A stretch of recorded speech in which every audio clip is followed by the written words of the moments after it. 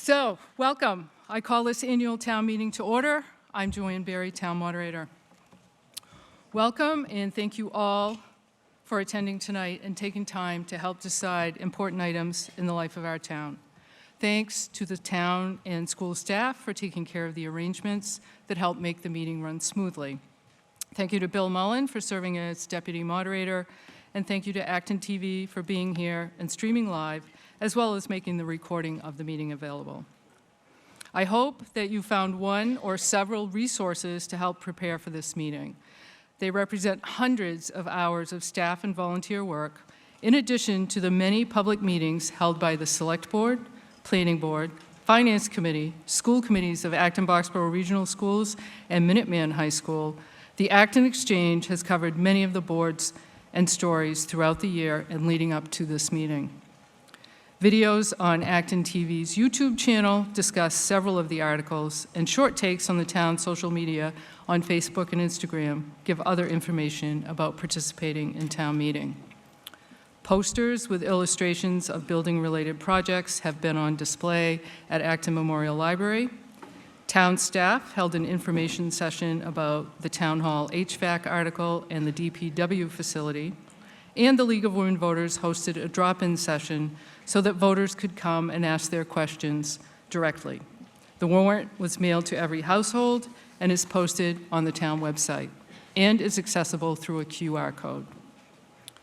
Many thanks to everyone who has worked to publish information through so many channels. If you missed some of these, please be on the lookout next year.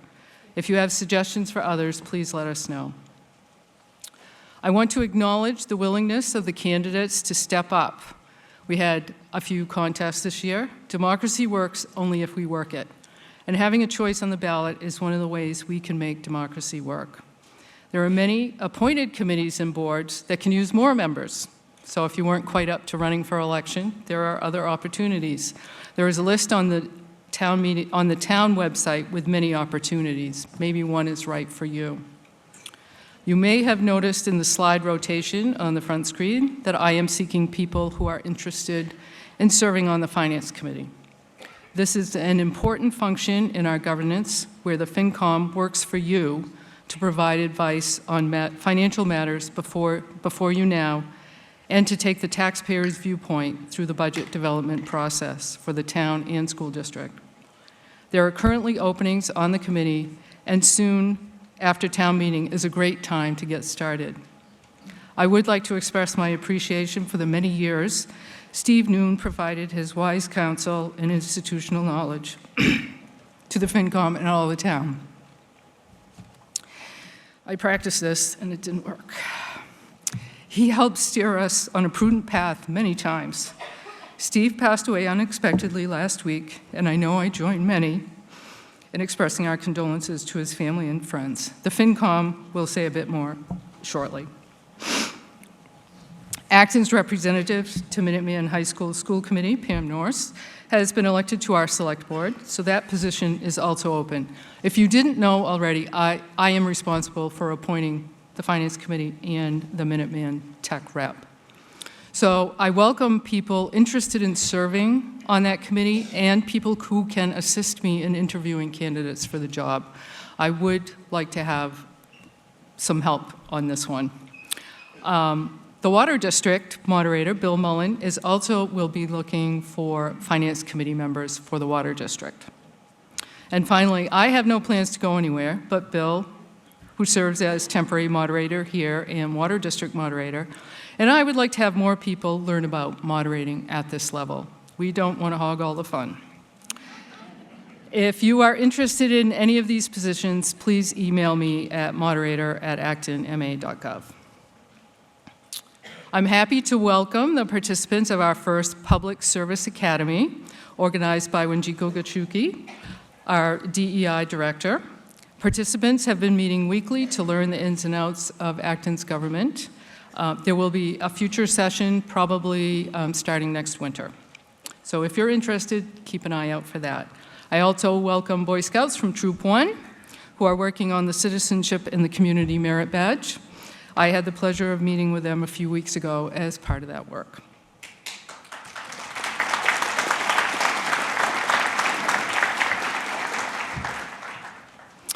As you likely know, 2026 is the 250th anniversary of our nation's founding and the Declaration of Independence.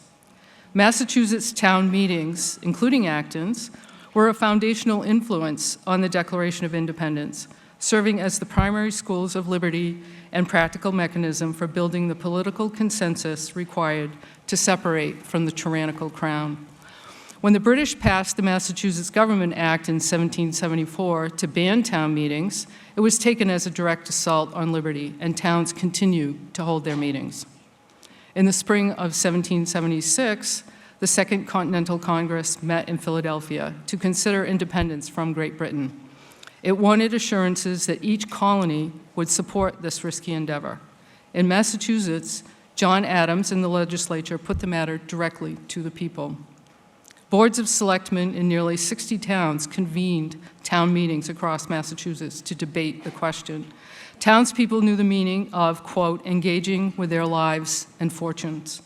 If they tried and failed to separate from Britain, they would face the penalties of treason, their property seized, their lives forfeited, which was the way they said you were going to be executed. Some towns simply affirmed their support. Others drafted full-fledged town declarations of independence, and some, like Barnstable, whose coastline lay exposed to the world's most powerful navy, voted not to seek independence. On June 14th, the people of Acton gathered in their meeting house, voting to, quote, support and defend the measure with their lives and fortune. This meeting will be commemorated on June 14th with a play to be performed at Acton Congregational Church. This will be the final event of the many that the Acton 250 Committee has organized to showcase the areas and Acton's contributions to the American Revolution. Recordings of many of these events are available on YouTube and are well worth checking out. And I would like us to consider for a moment the progression from the first town meeting in 1735, well before the Revolution, through the Revolutionary period, to this meeting today. Imagine a changing group photo that fades in and out like they use in movies to show the passing of time and who joins and who leaves the story. I hope you can see a thread from then through nearly 3 centuries of growth of membership in town meeting. Some people attending a few meetings and moving on, others attending all their adult lives. Adding women, becoming more diverse in many ways as our town grew, but holding the annual legislature as a constant in our exercise of democracy. By registering to vote and attending this session, you are a member of this thread of history. So, how many people are here for the first time? Okay. Good number. Welcome. If you're confused at any point, hopefully that will be cleared up. I'll try to explain things as we go along. So, this meeting will have 2 sessions, tonight and tomorrow, to complete the warrant.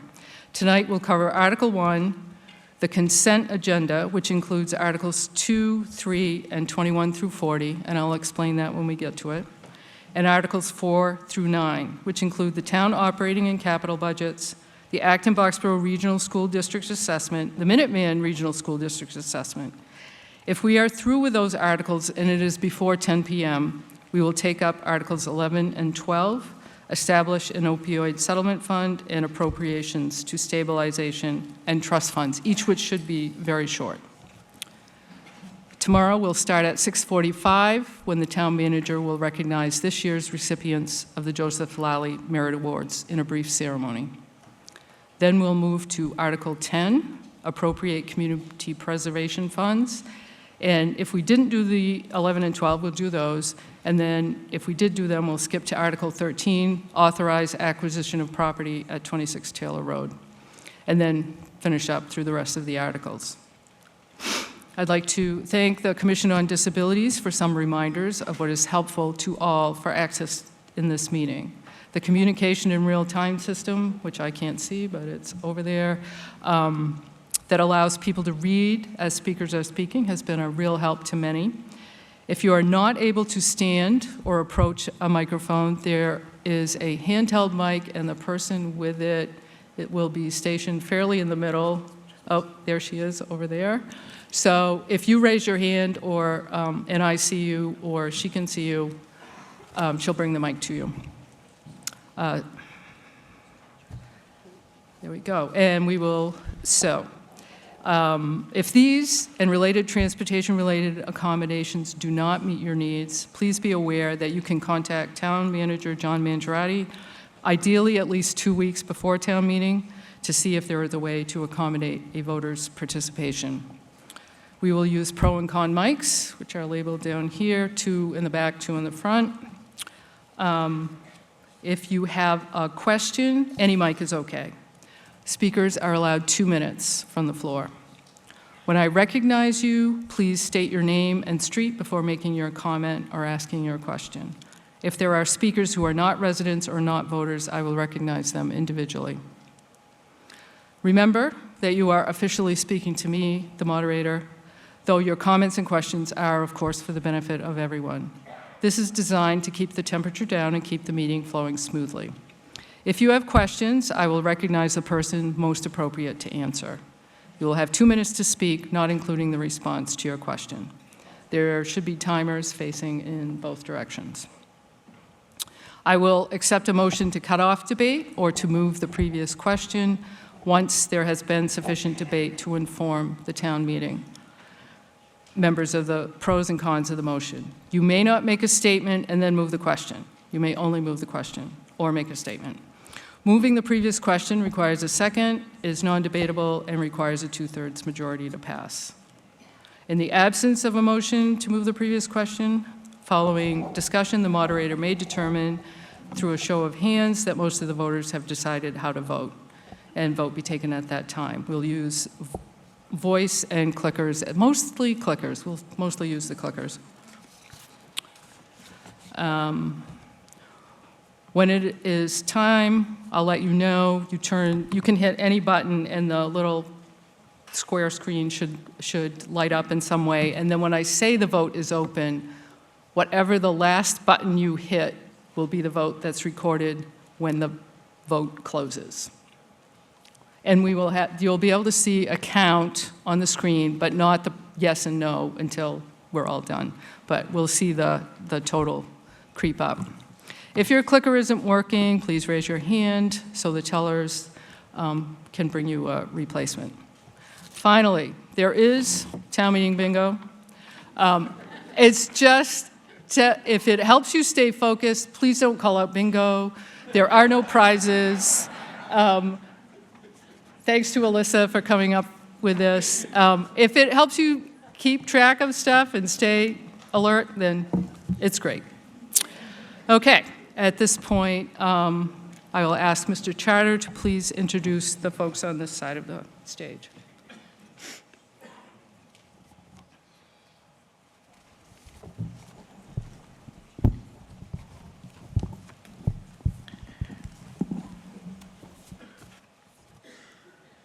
Go ahead. You're just introducing people. Okay, the select board at the front table. We have Fran Arsenault, Jim Snyder-Grant, David Martin, Alyssa Nickel, myself, Dean Charter. And at the back table, we have John Mangiarotti, our town manager, Leo Mercado, the town clerk, and George Hall, who will be town council. Thank you. Mr. Sullivan, please introduce the Finance Committee. The Finance Committee, to my left, I have Roland, then Greg, then Christy, then Alex, then Allison in the far back. Behind me is Jason and Fred. Thank you. At this time, I believe Mr. Cole has a brief statement regarding our past member. Thank you, Madam Moderator. I have to say there's a certain bittersweet irony that Linda called me on Election Day to inform me that Steve Noon had died the night before. The man had been a fixture of Acton civic engagement for longer than I've even lived in town. Steve was in his 22nd year on the Finance Committee, which was only a small part of the many different boards, committees, work groups, selection panels, and so many other volunteer roles. I dare not try and list them all, as I would surely fail to mention something. He was absolutely my mentor on FinCom, and I am confident in saying that he was a mentor to just about everyone who has served during the last 2+ decades. His counsel, his institutional knowledge, his dogged determination that OPEB be funded were, of course, appreciated. But what I'm going to miss the most was his friendship and his ever-present willingness to listen and to help me talk through whatever the issue of the day was, whether it be something town-related, work troubles, or even just the day-to-day tribulations of raising children. The Noons lost a family member. I lost a friend. Acton lost a true pillar of the community. Madam Moderator, thank you for giving me the time to say that Acton is poorer for the passing of Steve Noon, but we are all richer for having known him. Thank you. I will now ask Mr. Sullivan to give the Finance Committee report.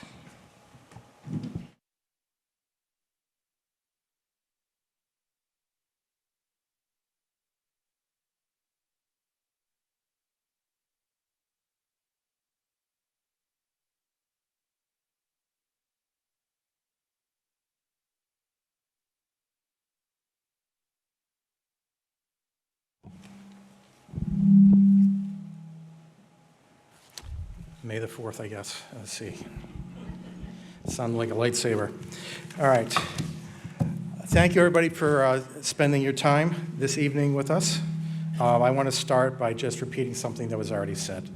The Finance Committee works to inform the taxpayers on financial items presented at town meeting and also focuses on the long-term financial health of the town. This is our mission. In the recent past, the Finance Committee has stated that costs are exceeding revenue and that this is not sustainable. We have also highlighted the fact that Acton is one of the towns in the state with the highest tax burden. Currently, the multi-year financial forecast projects close to a $30 million deficit. If we look around the state, we can find more than a handful of towns that have asked for overrides or are planning to do so this year. So what do? Do we just wait until costs exceed revenue to a point where an override is our only choice? Before we think about the next override, I want to revisit what happened at the last override. It was late in the fall. The Finance Committee was informed that the health insurance care costs have exceeded the budget so dramatically that the result was going to either be drastic cuts to services or a mandated override. Due to the time between that point of notification and the time to town meeting, the Finance Committee determined that the best course of action was to inform the public, and then the Finance Committee was challenged with finding a number for that override. Finance Committee leaned on our veteran leadership and settled on a number for the override, but we were not able to do the level of analysis that we would have preferred. The override barely passed, and today we still have the financial pressures that may point us to another override. Never in my professional career have I been put in a position to provide such an important number without having the opportunity to do the analysis and determine the validity of the number presented. I do not want to stand in front of you in the future supporting an override without knowing all the work analysis that is needed to validate the request has been done. To start on a better path forward, I want to be proactive and create a FinCom subcommittee to focus entirely on the multi-year financial model's $30 million deficit. The subcommittee would then report back to FinCom on the findings and questions that needed to be asked. There has been a lot of work done on this in the regional school budget. We want to have the same level of analysis completed for the municipal budget. If we move to cost cutting, I want to be thoughtful and not rushed. We need to understand the value of services being provided and who are they servicing and why. Last summer, one of our interns did a nice presentation on the town's transportation system. Acton does a lot of services. There's a lot of good reasons for everything that we do. There's not going to be a simple solution. Affordability for Acton means more than tax breaks for the low income. To make Acton more affordable, we need to find ways to reduce spending within the operating budget and minimize spending outside Prop 2.5. Even with a detailed analysis, Finance Committee cannot take this on alone. We need your help. Please contact the Select Board and ask them to make cost reduction the highest priority goal for the upcoming year. The Select Board will be setting their goals soon after town meeting. Please make your voice heard and ask for cost reductions to be the #1 priority. Having both the Select Board and the Finance Committee commit to this will result in a well-thought solution that can be presented to the town. And since we're doing advertising for things, we had 11 interns last summer. We have 2 currently for this summer. We'd happily have more. It's all a volunteer position. We all get paid the same, 0. Thank you for your time.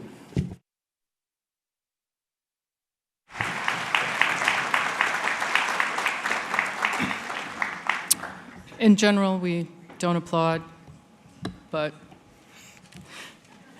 it takes time. It just takes time out of them. So now we will move to Article 1. The motion could be different than what you see in the warrant book. There was a handout out front that's this. Mr. Charter moves that the town fix the compensation for elected officers as shown in the article. Mr. Charter nominates William Mullen of Wilson Lane for the position of temporary moderator, term to expire 2027.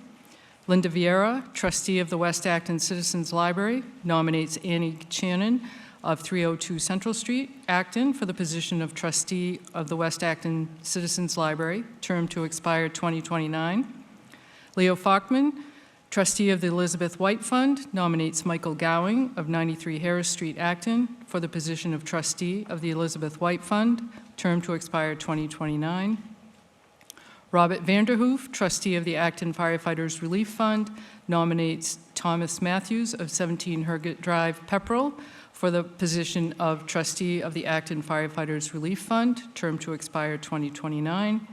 And Sherry Ryder, trustee of the Charlotte Goodnow Fund, nominates Roderick Coons of 18 Simon Willand Road, Acton, for the position of trustee of the Charlotte Goodnow Fund, term to expire 2029, or take any other actions relative thereto. Do I hear a second? It has been moved and seconded to choose town officers. Is there any discussion from the floor? Seeing none, we'll vote. We'll just do a voice vote on this. All who are in favor, please say aye. Aye. Any opposed, say nay. The motion clearly passes. Our next item is the consent agenda. So in this, any article in the table of contents that's marked with an asterisk are typically non-controversial. We do them every year, and often there's no discussion to be had. If you feel the need that we do need to discuss a particular item, when I read the number and title, 5 people should call out hold. So I'll go down the list, and if anybody has any holds, please call them out. Article 2, receive and accept reports. I hear 3. Article 3, budget transfer. Article 21, amend zoning bylaw related to accessory dwelling units or ADUs. Article 22, authorize revolving fund budgets. Article 23, approve commuter lot and station maintenance budget. Article 24, approve septage disposal enterprise budget. Article 25, approve transfer station and recycling enterprise budget. Article 26, approve sewer enterprise budget. Article 27, approve ambulance enterprise budget. Article 28, approve transportation enterprise budget. Article 29, authorize easements. I heard 1. 1 hold. 2. 3. 4? Okay, 5, all right. That's easement, that's Article 29, all right. Article 30, authorize highway reimbursement program, Chapter 90. Article 31, appropriate insurance proceeds. Article 32, authorize acceptance of federal and state reimbursement aid. Article 33, authorize appropriation of performance bonds. Article 34, authorize sale of foreclosed properties. Article 35, authorize long-term agreement with ActonTV. Article 36, authorize long-term energy contracts. Article 37, accept Mass General Law, Chapter 258, Section 9, to indemnify municipal employees. Article 38, accept Mass General Law, Chapter 200A, Section 9A, tailings, unclaimed checks. Article 39, accept Mass General Law, Chapter 32B, Section 9D, for surviving spouse benefits. And Article 40, accept Mass General Law, Chapter 40U, for municipal administrative hearing process. Okay, we have held out Article 29. We can now take the vote on the remaining articles in that consent agenda. All who are in favor, please say aye. Aye. Any who are opposed, please say nay. Thank you. The articles clearly pass. So now let's go to Article 29.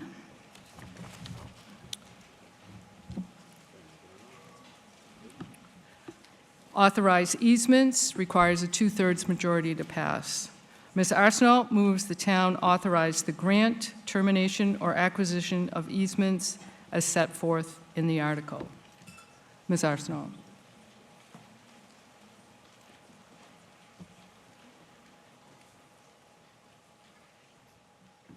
Do you have comments on the article?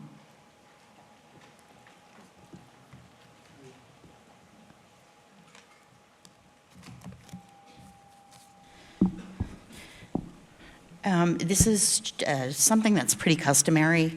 It's annual authorization needed for utility easements to implement certain projects, DPW projects. There's no current plans to reconstruct Hayward Road next year. And the Select Board recommends.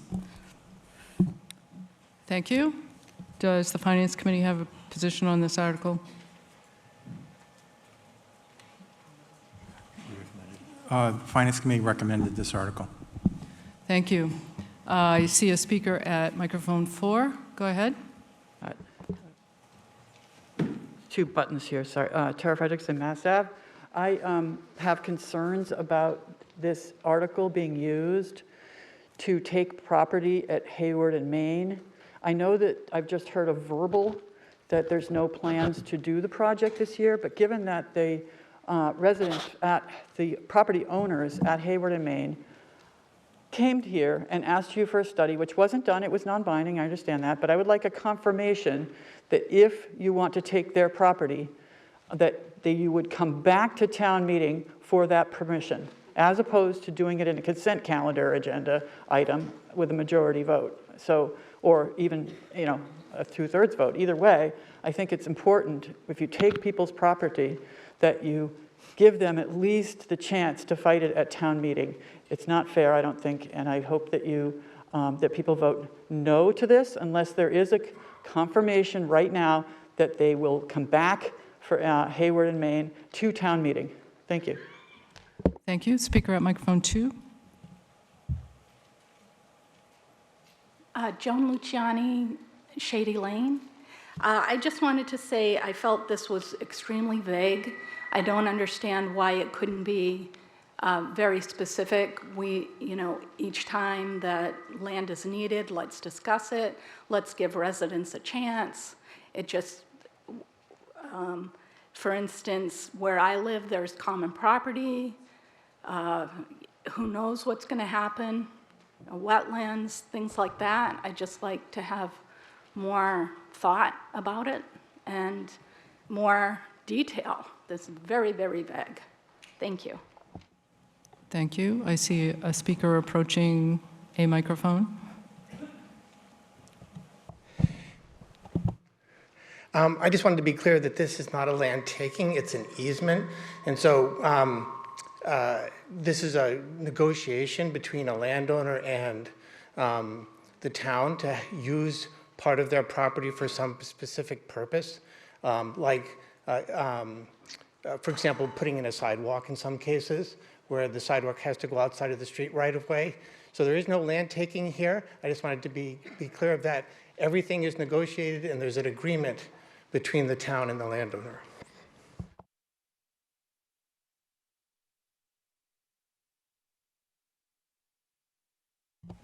Yes, at microphone 2. So I just had a question. It says eminent domain. That's not a discussion. That can just happen. So I'm not really sure that I completely understand or agree with what was just said. I just wish people would consider this because it's just so vague, could happen anywhere. Thank you. Thank you. Seeing no other standing, I think we're ready to vote, and we will use the clickers on this. It does require a 2/3 majority to pass. So if you press any button, you should see the screen light up with whatever letter or number you pressed. Let's open voting, please. Okay.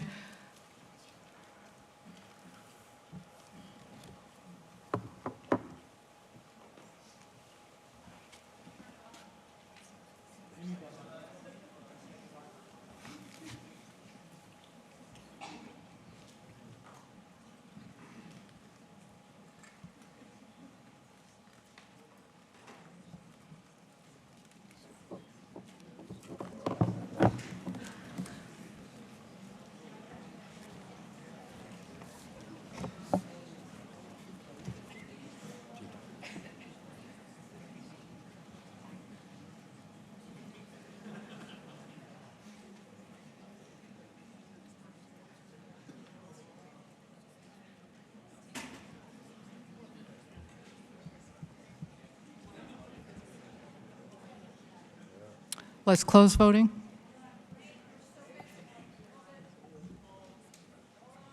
Okay.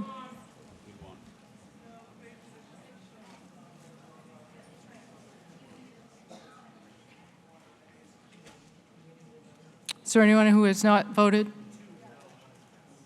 Any problems? Let's close voting.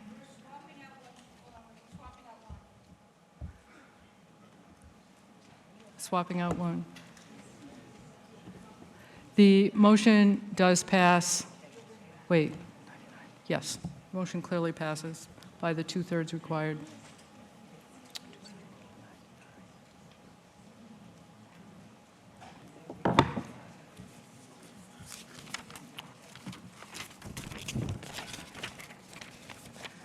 That brings us to Article 4, Appropriations for Municipal Operating Budget. Ms. Nichol moves that the town appropriate $42,322,565 to be expended by the town manager to fund the fiscal year 2027 municipal budget, and to meet such appropriation, raise $42,272,565 from general revenues and transfer $50,000 from cemetery trust funds for cemetery use, and further, that the town authorize the town manager to lease on such terms and conditions as he may determine vehicles and equipment for a period not to exceed 5 years, and to sell, trade, or otherwise dispose of vehicles and equipment being replaced, and to expend any proceeds so received. Do I hear a second? It has been moved and seconded. Ms. Nichol, 6 minutes. Hi, everybody. Good to see you tonight. Oops. Acton's municipal operating budget for fiscal year 27 is $42,322,565. Long before we bring this recommended operating budget to town meeting, a lot of work has happened. Town departments identify the costs of providing services and present operational and capital budget needs to the town manager, who finds reductions and proposes an initial budget to the select board.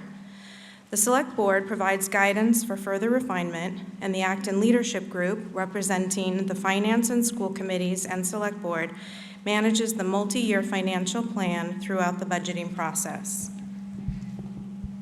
A joint budget workshop with the Select Board and Finance Committee offers further opportunities for clarification and refinement, and then a final recommended budget is brought to town meeting for your approval. As everyone here knows, costs are rising.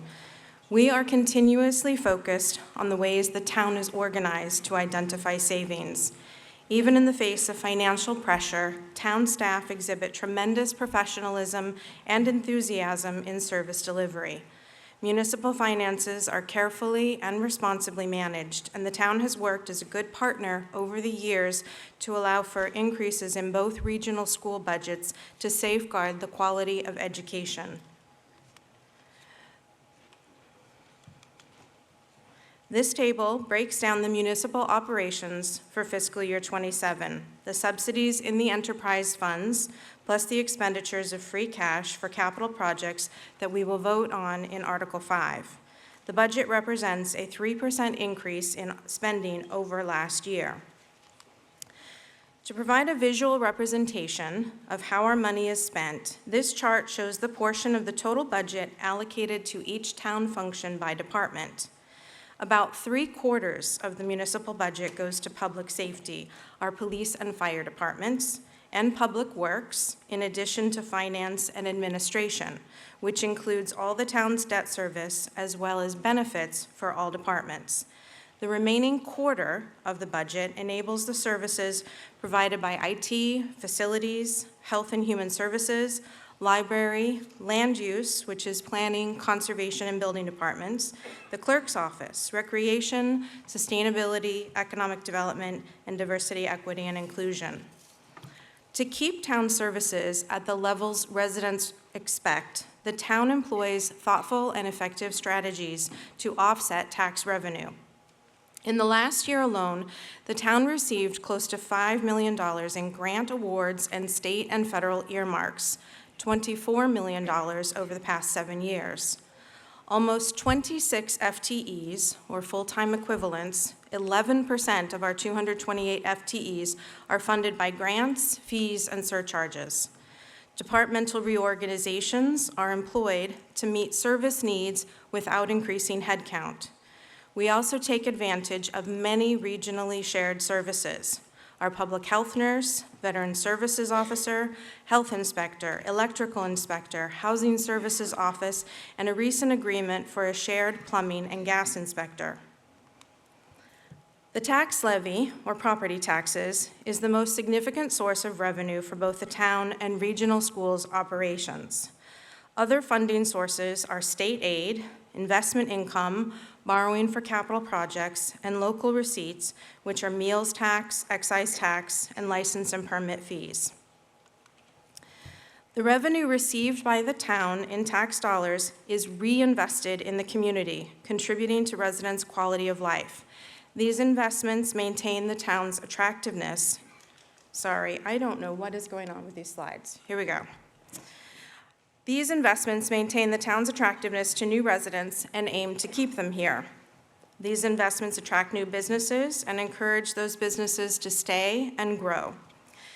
These investments have resulted in a well-educated populace, skilled workforce, robust infrastructure, services that support civic and social life, and an engaged community managing numerous organizations that put on events that generate local and regional foot traffic. Our annual tax bills are in the median range compared to communities in Middlesex County with a similar population and open town meeting form of government. With an annual average tax bill ranging in these towns from about $8,000 to about $20,000, Acton comes in close to the middle at $15,000. Our tax investment is the foundation for our top-performing public schools, stellar senior center, fantastic recreation amenities, our parks, playgrounds, rail trails, entertainment and educational venues, conservation lands, hiking trails, and sports fields. This investment makes possible Acton's highly ranked nursing services, our public transportation and community services, and staff that provide enriching educational opportunities, both independently and collaboratively, our library, conservation, sustainability, human services, and recreation departments. In fiscal year '25, Acton provided around $670,000 in exemptions to 250 households. Acton is providing greater support to residents in need through its tax reduction programs than other communities. This graph shows Newton and Lexington providing a higher amount, but in those two communities, between 70 and 80% of the reductions are deferments only. The deferred taxes plus interest need to be paid when the home is sold. The Select Board unanimously recommends Article 4. Please join us in voting yes for an operating budget that will enable us to continue providing the services you love that make Acton a special place to live, work, and visit. Thank you. Finance Committee recommendation? The Finance Committee recommended this article. I would also just make the comment that the single-family tax bill is not the best measure of tax, and that we reference the tax burden in the Finance Committee message in the warrant. People can read that. But we recommend this article. Thank you. Are there any comments from the town meeting members? Seeing none, we will vote. Let us use the clickers again. Press the button to make sure it's on. Let us open voting, please. It is open.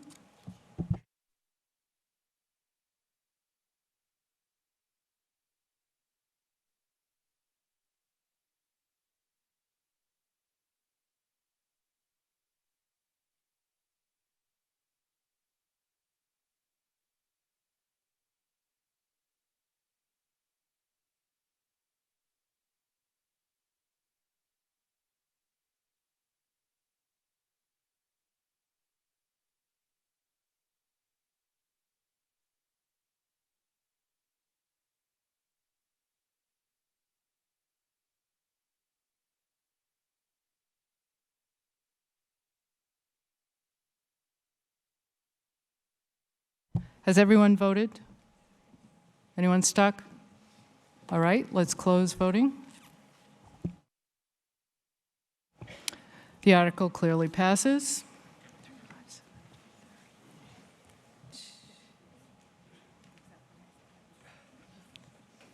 Article 5. Mr. Charter moves that the town, 1, appropriate the unexpended funds in the amount of $101,136 previously appropriated first-year debt service and underwriting costs for the previous infrastructure projects borrowing authorization approved by the town under Article 6 at the 2022 annual town meeting to pay costs for item A, including the payment of costs incidental or related thereto. 2, transfer from free cash and appropriate $950,000 for the purposes set forth in items B through J of the article, including costs incidental and related thereto.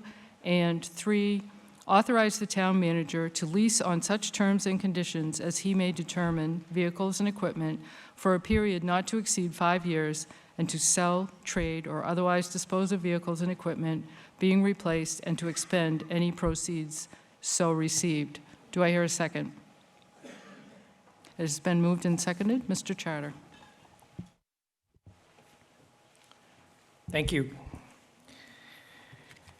So what you have on the in your warrant is kind of a long shopping list of various projects, and I'll click through them fairly quickly. Hopefully they're self-explanatory, but I would be happy to go into detail with any of the items in particular. As you can see from the list, they range from sidewalks, police cruisers, a lot of computer equipment, radios, fire hoses, and as noted in the warrant, most of those will be funded from free cash.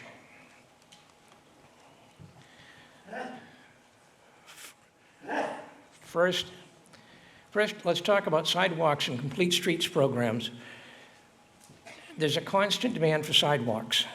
We'll never be able to build enough of them. So it's a very tough process to try to prioritize these.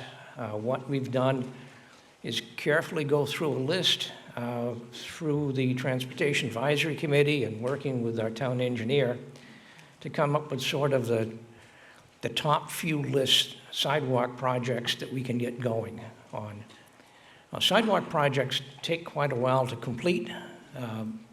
There's got to be a survey done. In many situations, we're dealing with things like steep slopes, existing shade trees, stone walls, wetlands.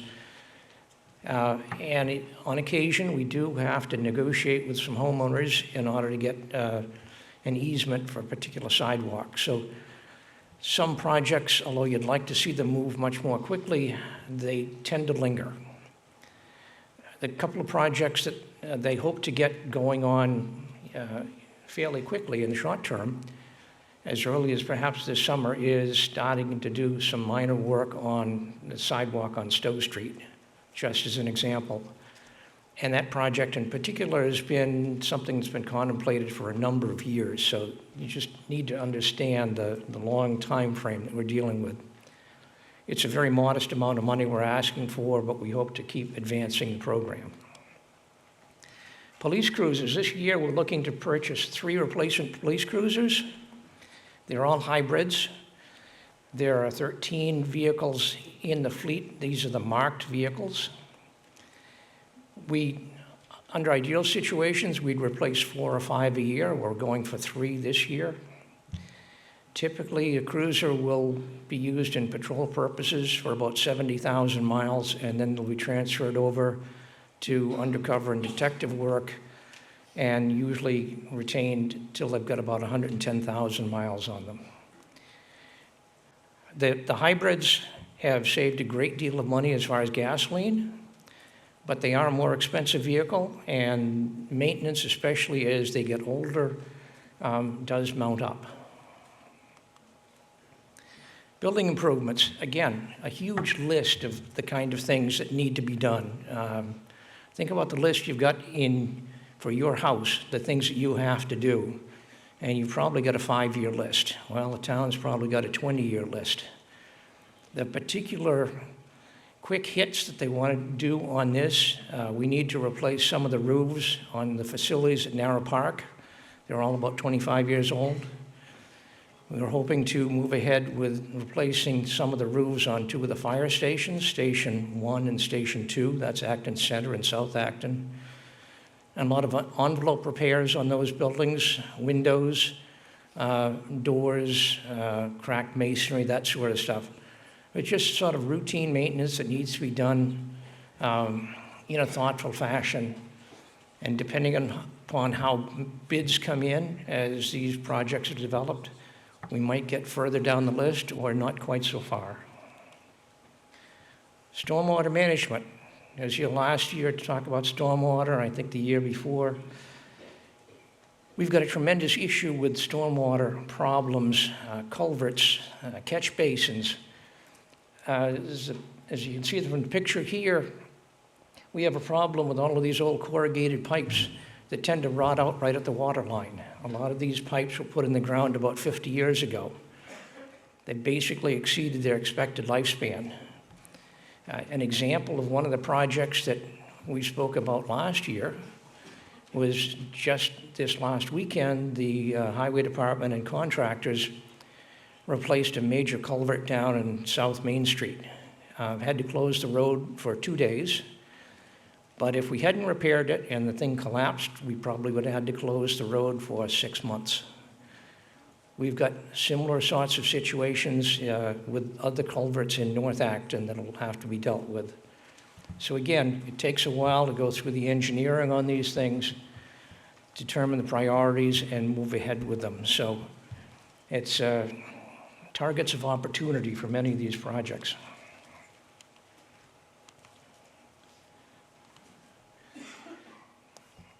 Replace a pickup truck. The existing truck only has about 55,000 miles on it, but it's been in hard service. It's used for snow plowing, it's used for all of the facilities operations for the town. A lot of rust. That truck used to have a lift gate on the back of it, which fell off just due to body rot. So this is something that's necessary to keep our facilities folks operational and mobile, to go from building to building and do a lot of plowing and that sort of stuff in the town facilities. Portable radios. These are the ones that would be carried by the individual firefighters and officers. They take a lot of hard use. They need to have interoperability with highway department and police department, and they need to be able to reach out to things like med flight as helicopters are coming in to evacuate people. So they're very expensive, but they're very necessary to keep the communications going. Public safety software. This basically is more of an office function, but there are very specific requirements for record keeping with the police department. And this will be done with a cloud-based situation. Our IT department and our police department have looked into it carefully. They feel that this provides a great deal of security for the ongoing operations. IT switches. These are basically the hubs in each one of the buildings. There's a major hub at the Memorial Library, and then from there it branches out to all of the other buildings and facilities. These things are just wearing out. A lot of this equipment, and you'll see it in a future slide, we're talking about some software as well that has, some of it is at end of life back in 2018 and 2019. Fire hose replacement. Yes, we do have fires, and it's really important to be able to get water to those fires. $25,000 basically replaces all the hose on one engine. The hose is repacked about every 90 days on the engines. It's usually got to be replaced about every 5 to 10 years, depending upon condition. And this will basically either replace all the hose on one particular engine, or depending upon the condition of the hose at the latest inspection, it might be split up between various pieces of apparatus. Planning study for Morrison Farm. Some of you might remember there was a very ambitious project suggested a few years ago, which went down to defeat here at town meeting. The building is still there, the farmhouse is still there. There's lots of uses for that property, community gardening, a lot of recreational use there, but we still have some facilities there that we need to do something with. So this would be just sort of a first pass to get going on a revised study for the use of that property. And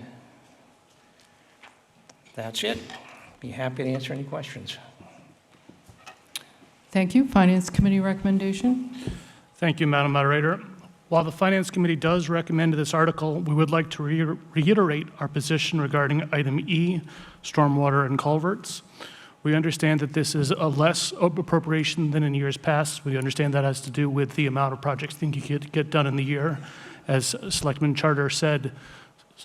Board Member Charter said, they become projects of opportunity. What we want to make sure we reiterate is that in the future, that this is a shared responsibility of the town and should be part of the regular budget and should not be addressed in the form of an additional fee or usage tax elsewhere. Thank you. Thank you. I just want to point out, you may notice that our last two presenters went over their time. When we met last week, they told me how much time they needed, and I believed them. So But I mean, these articles do need some explanation, so as long as they don't, get into long-winded tales, I think we'll be all right. I do see a speaker at microphone 2. Thank you, Madam Moderator. Catherine Black, Central Street. When you read the article, you said items A to J, and yet here we have items A to K. So I think we have a point of order.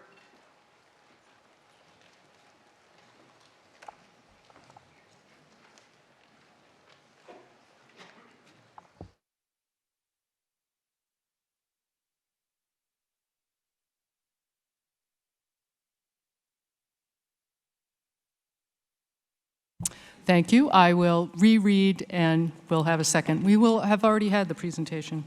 I'll just read the part in error. Mr. Charter moves that the town transfer from free cash and appropriate $950,000 for the purposes set forth in items B through K of the article, including costs incidental and related thereto. Is there a second? Second. Thank you. Any other, I see it, microphone 4. Go ahead. Yes, Chair, again, I would like to point out that at the FinCom meeting today, to hold an item off of consent, you said 2 holds. If you had told us 5, we would have gotten 5 to make sure that town meeting knew that there's a correction in the annual report. You just binged him for speaking too long, and I feel like there should be at least a statement that the annual report has an error relative to the home rule petition. Was not enacted as stated. It was changed to be more accurate. It's only about appointments of the Citizens Library trustees to the Acton Memorial Library Board. Thank you. Thank you. Speaker at microphone 3. Brewster Kona Jr., Main Street. 2 questions I'd like to get clarification on. Did I miss the fact that we didn't talk about D? Was I asleep on that one? And the other question I have was the building roof design. How much of that particular article is just for design of the roof? I seem to recall in the past it's been a fairly high number just for designs of roofs. Mr. Charter. Right. First, did you say that you didn't hear me talk about item G? No, D as in IT core switching for $180,000. Great, thank you. There.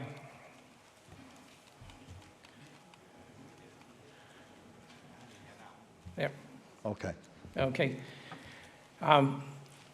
There again, this is kind of related to one of the other articles when talking about computer equipment. Some of the existing equipment is extremely old. Just get to the right back. That's okay. I think I do recall that. I guess I was assuming that was the same as I. Yep. Yes. So were you doing those 2 together? So I guess the other question is about the cost of the roof designs. I do not have an exact cost of that. The cost of the design, I think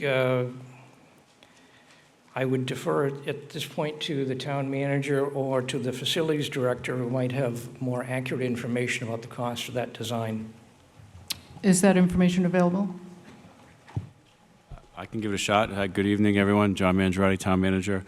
We do design for roofs, and it depends on if we're going to be changing the style of roof. If you're familiar with Narrow Park roof, they're all wood shingle. So the design would have to depend on if we're going to go with asphalt or wood shingle again. But they're generally about around $20,000 for a design. Okay. Thank you. Speaker at microphone 1. Paul Monahan from Six Piper Road. I guess looking for clarification on item B.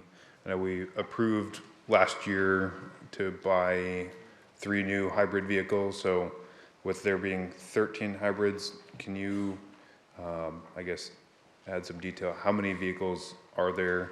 And is the 3 new vehicles replacing any of the existing hybrid ones or replacing any other, combustion engine items? Yes, right now, the entire fleet is hybrid vehicles, except for there are 2 that are all electric. And as the vehicles age out, we trade them in and we replace them with more hybrid vehicles. Thank you. Speaker at microphone 3. Adam Redman, Stony Mead Way. I have some concerns about AI integration into Power DMS for public safety operations. I was hoping you could speak about whether that's part of the plan the town is approving.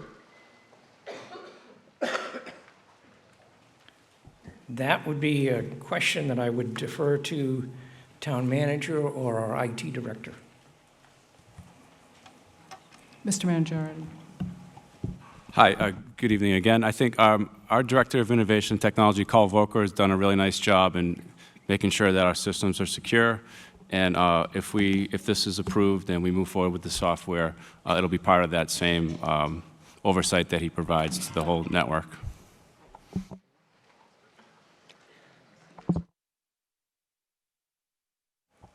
Seeing no one else standing, we'll vote. Go back to the clickers.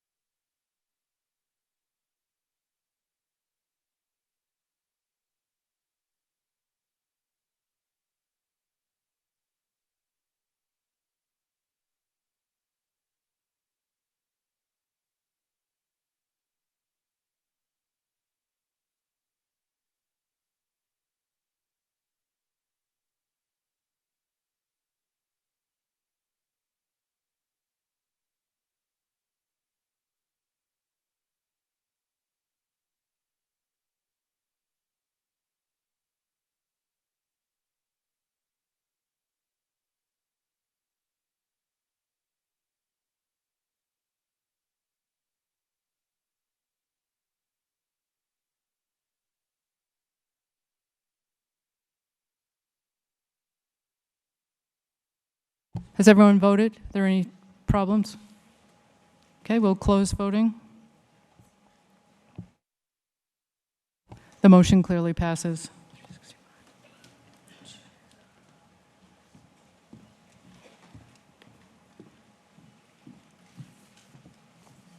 Article 6. Mr. Martin moves that the town, 1, appropriate $2,750,000 to be expended by the town manager for the town hall HVAC replacement and emergency power replacement as set forth in the article, the project, and for any costs incidental and related thereto.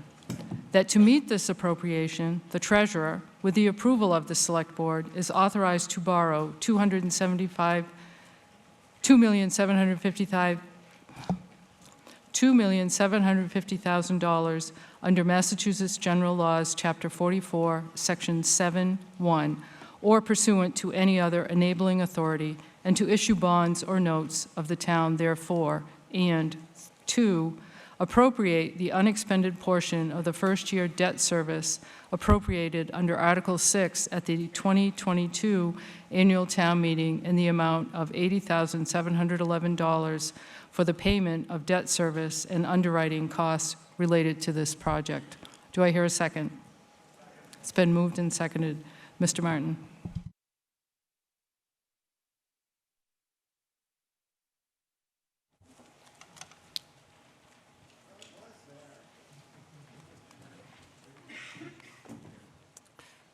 Hello, thank you all for coming out to town meeting tonight. I'm David Martin from the Select Board, here to introduce Article 6, which would authorize borrowing for a project to replace town hall heating and cooling systems with modern heat pumps and to replace the town hall emergency generator plus related work.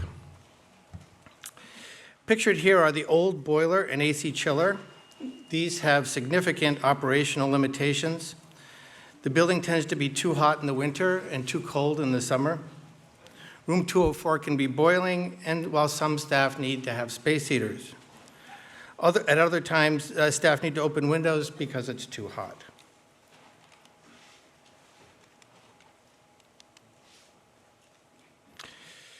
Mold has formed around the pipes that carry the heated and cooled water around the building. Our 1863 town hall wasn't designed for ductwork. The fan coil units that disperse the heating and cooling into the rooms are a mess inside, and they don't make parts for them anymore. Keeping the system running over the years has sometimes required bypassing and removing pumps and valves, so now the control system only works for monitoring, not control. Everything is completely manual. You may have seen the excellent ActonTV series, Our Tax Dollars at Work, the Acton microburst. Our old generator smoked during that microburst. A temporary which has been parked outside since, needs a permanent replacement. In addition to replacing the emergency generator, the main upgrades in this project are replacing the existing boiler and chiller with modern heat pumps, although the heat pumps are only about 1/5 the total cost of the project. Fan coil units will be replaced throughout the building, and other changes are required for space, code, and health considerations.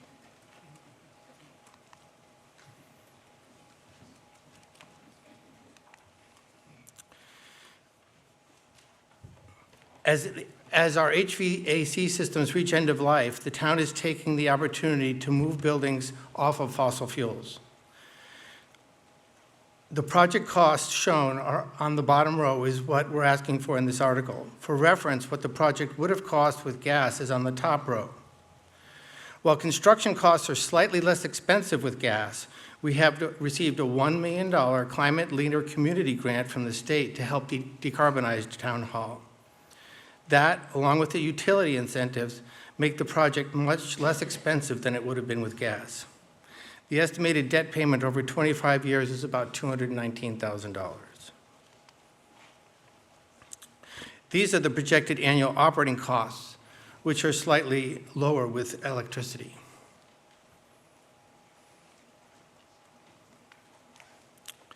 To sum it up, the gray column in the middle is the projected total annual costs. It's the annual debt service from 2 slides ago in blue, plus the annual operating costs from the last slide in pink. It shows the estimated projected annual costs are 20% less for electricity. Since it's an energy efficiency project, we're planning to use up to $120,000 a year from our energy efficiency fund. So the bottom line is that the proposed project is expected to have a $137,811 annual impact to the municipal operating budget in future years, less than half of what it would have been from a gas-based system.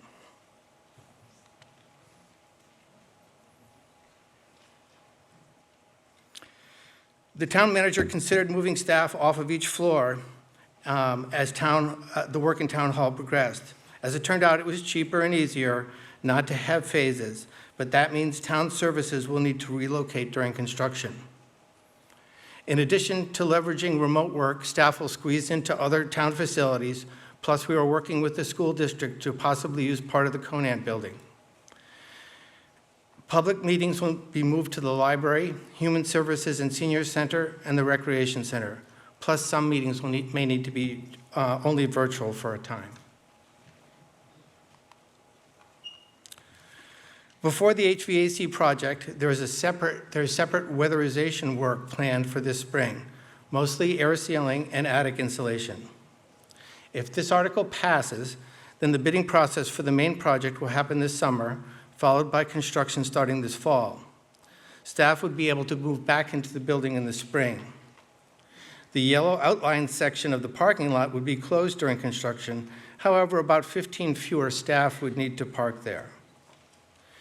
Tentative scheduling for a separate finance counter and bell tower projects are listed here for reference. The Select Board voted unanimously to recommend Article 6. Please vote yes. Thank you, and I'm happy to answer any questions.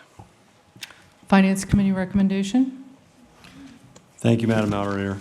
The Finance Committee recommends approval of this article as a prudent and necessary upgrade to a historic building with failing systems.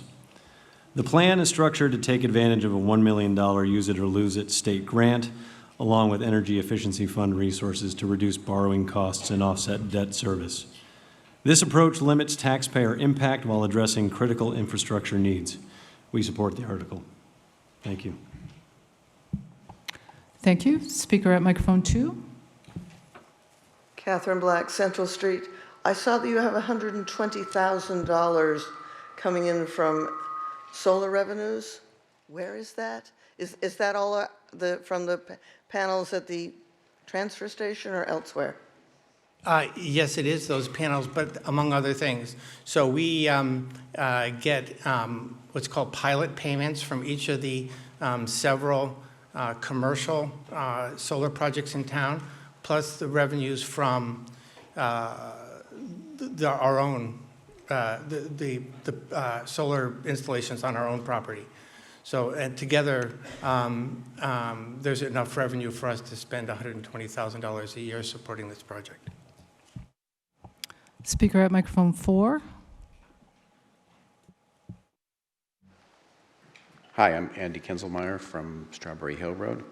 I had a question about the cost of electricity that you're using as the basis for your savings, and whether or not you have any projections on what the cost of electricity is going to do over the life of the new equipment versus the cost of the gas equivalent, especially considering we're hearing a lot about AI and its demand for energy, and what's that going to do to prices? So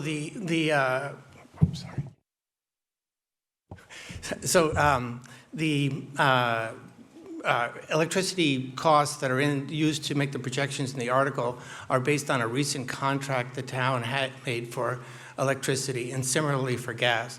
The town has 2 long-term contracts for gas and electricity supply.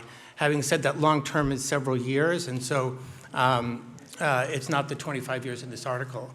Over the long term, electricity costs are expected to be more stable than gas costs for 2 reasons.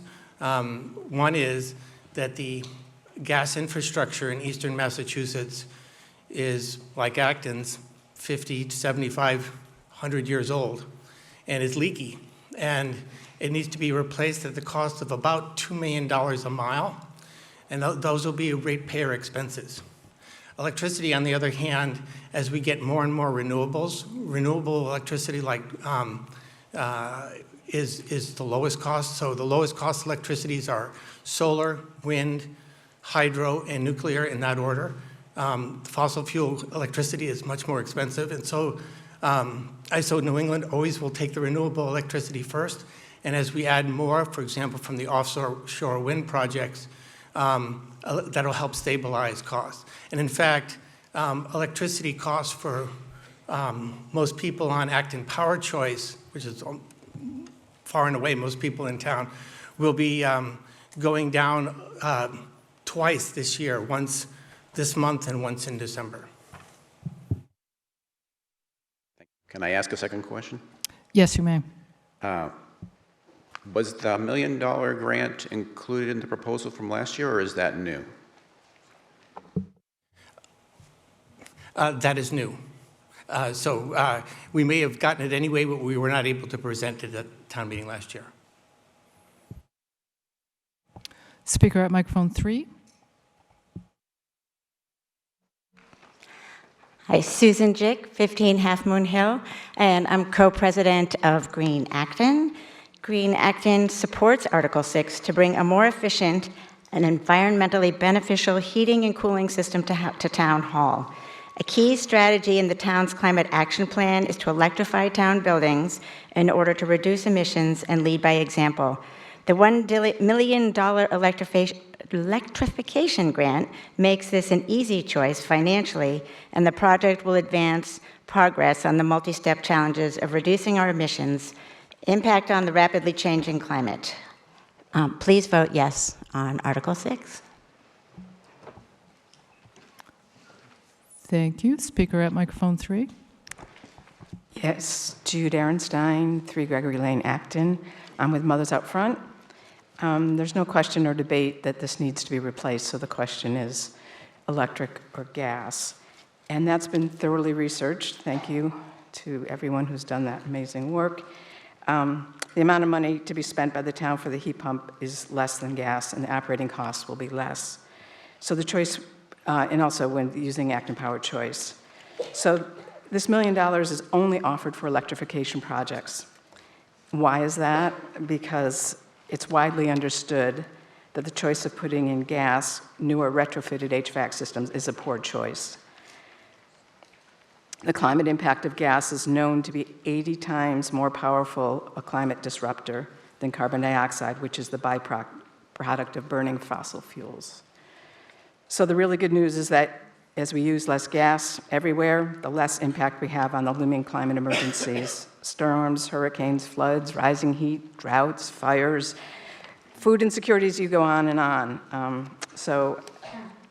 Methane, I don't need to go into the details. That's basically it. We urge everybody to vote yes on question 6. Thank you. Seeing no other standing, we'll vote. This does require a 2/3 majority to pass.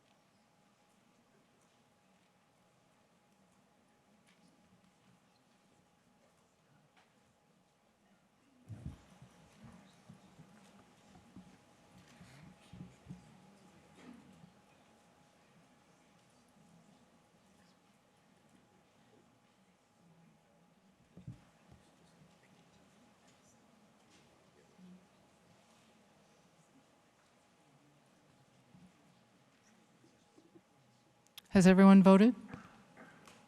We'll close voting. The motion clearly passes by the 2/3 required. Thank you.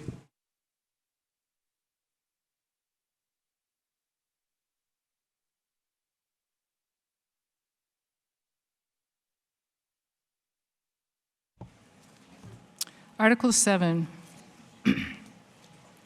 Mr. Charter moves that the town, 1, appropriate $900,000 to be expended by the town manager for the purpose of designing the 1, renovation of the existing public works facility, and 2, construction of a new public works facility to be located at 14 Forest Road as set forth in the article, collectively the project, and for any costs incidental and related thereto.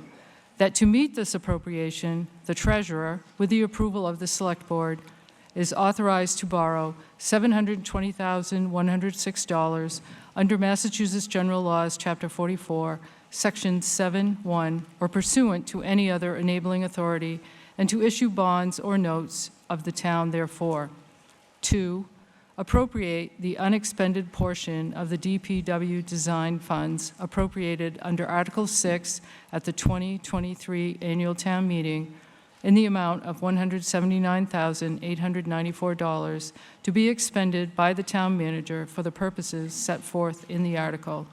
And 3, appropriate the unexpended portion of the first-year debt service appropriated under Article 6 at the 2022 annual town meeting in the amount of $44,283 for the payment of debt service and underwriting costs related to this project. Do I hear a second? It has been moved and seconded. Mr. Charter. Thank you. So many of you probably remember we were here last year talking about this project. At that point, we had gone to the ballot to look for funding to start the project, and then we came back to town meeting for authorization. That ballot vote failed. As a result of that, when we came to town meeting, we didn't ask for the full amount of money that we originally requested. We asked for a much smaller amount just to continue design and look at some alternatives. So over the past year, we've done a great deal of work with that. The town has hired an additional consultant, Arrow Street Architects, who've come up with a host of alternative scenarios for the building. We've worked our way through those, and the building committee has worked with the select board and with town staff and with PMA, our owner's project manager, to try to winnow through the various options. And what we've come back with is a much different project, a much smaller project. I'll get to the bottom line first. Last year, we were looking at a project that was going to be about $35 million total project cost. We're projecting at this point that our project will come in at around $24 million. So I think it's a much more palatable project from a financial point of view. We've been working on this for quite some time. I won't go through the whole timeline here, but basically we started with a feasibility study back in '21. We've had numerous bits of outreach with the public, touring folks through the building. We had a facility study committee that worked on that feasibility study. They came up with a recommendation that we proceed. We went ahead and put together a building committee, and those are the folks that have been doing the work most recently on the project. So why are we here? These are sort of familiar-looking photographs. That building was designed in 1970. It was originally designed to be 36,000 square feet. For financial reasons, it was cut down to 19,000 square feet. This was for a community that had about 10,000 fewer people in it than we do now, and many functions that we provide now we did not provide in the early 1970s. So the building's undersized to begin with, and many compromises were made. As the building has aged and as it's been repurposed and reused, we just keep squeezing things in there, trying to keep operations going. And frankly, we've got what we consider to be a really inadequate work area for all of our staff. Lack of storage space, we have building code issues. We've been cited by our insurance company because our work areas are so compacted that people are bumping into one another, and there's not sufficient safety zones around some of the equipment we're operating. Poor ventilation. That's just from welding in the building, and what happens, those fumes circulate through the entire building, including into the office area. So what's the solution for this year?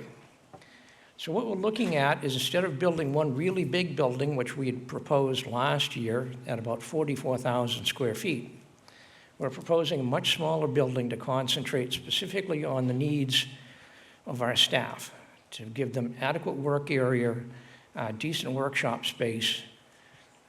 So it's about an 18,000 square foot building that we're proposing at this point. The existing building will be retained for vehicle storage. Eventually, that building will have to be replaced, but I think that's way down the road. We're basically looking at that smaller building at the top of the screen would be what I would call the inhabited area of the project. This is a quick outline of the building. It's very functional. If you're a public works type, it's a beautiful building. If you're an architect designing residential work, it probably is utilitarian or ugly, depending upon your point of view. Office areas at one end, working into lunchroom, locker room space in the middle, some workshop space for the tree department, a carpentry shop, and then to the mechanics bays at the far side. One of the problems we've got with the existing building is that equipment has gotten bigger over the years, and we cannot successfully work on some of the equipment inside the present building. So as I noted earlier, we've been working on trying to keep the costs down, but still have a decent building that everybody's going to be happy with and operational. So this is the most recent estimate from just last month, and we're looking at a total project cost of $22,993,000. Now, that's a project cost based on the plans that we have right now, which are in the schematic design phase. That number might change, but that's what we're looking at, and it's about $10 million less than what we were talking about last year. So if this is approved, we will go ahead and begin the final design of the building. We'll work on that through the summer and the fall and come back with revised estimates based on a more complete set of plans. We'll be reviewing those with the select board probably in October or November. And then we will come back to town meeting for construction funding. At this point, I would like to think that we can bring it back to town meeting next year for your approval, which would require a 2/3 vote, and then we'll go to the ballot after that for the bond exclusion. So that's the time frame. The money we're looking for now is basically just for design, continue to design in the bidding package and get everything ready to go out so that we know exactly what we're going to be dealing with. We've got extensive amounts of information on the town's website, which you can delve into.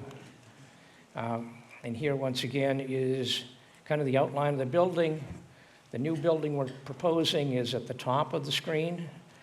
That kind of aqua-colored building block in the middle is the existing building, which will be repurposed just for equipment storage. And then we've got the salt shed, which is over on the far side of the screen in the dark blue, and the transfer station. One of the other projects that's been going on simultaneously is that we did get funding several years ago at town meeting to replace the fuel depot, which is a shared facility between the town, the school district, and Case Collaborative. That's up and running and operational. It still needs a little bit of landscaping. But that's done two things for us. One is that it's relieved the site, so we've got a little more area to work with, and the tanks were close to the end of their expected lifespan. Be happy to answer any questions. Thank you. Thank you. Finance Committee recommendation. Before I say my recommendation, well, I just want to just add a little color here. When I took over as chair, FinCom, this was a very contested item last year. So really what has changed? Last year, the message I heard from this audience, and I watched the town meeting several times, was that you wanted the Finance Committee and the Select Board to get together and come up with a compromise and solve the staffing solution and come up with a plan for this. We did do several meetings. We had a joint meeting in December 8th, where we just went through pros and cons. And after that meeting, the plan landed on a staffing solution only. And we are supportive. We recommend the staffing solution. Our recommendation for supporting this does not include a support at this time for building the building. But we agree that this is a good compromise solution for a plan design to solve the staffing issue. So Finance Committee recommends this article. Thank you. Speaker at microphone 3.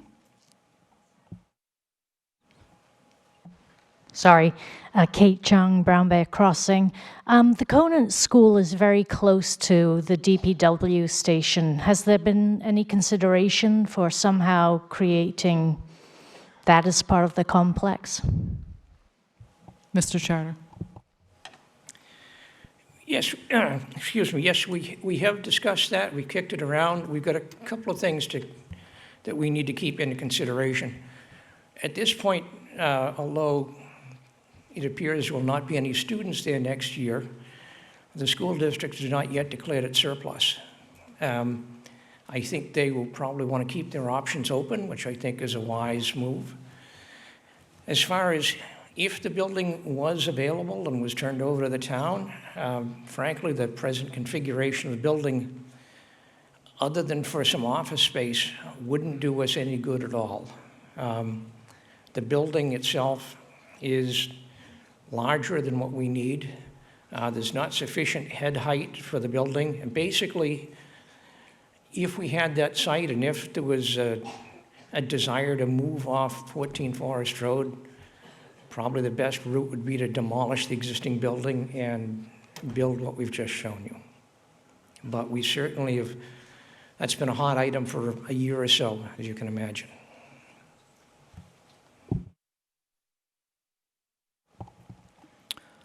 Seeing no one else standing, we'll move to the vote. This is a 2/3 majority required.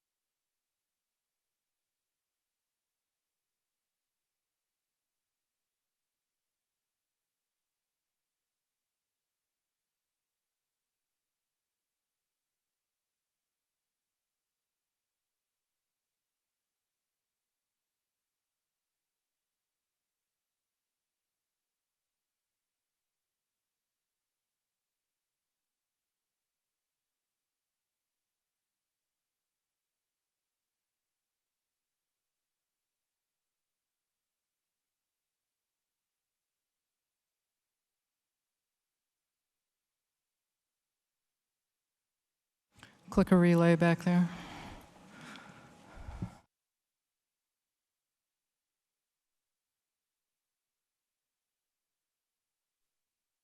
All set? All right, voting is now closed. This clearly passes by the 2/3 majority required.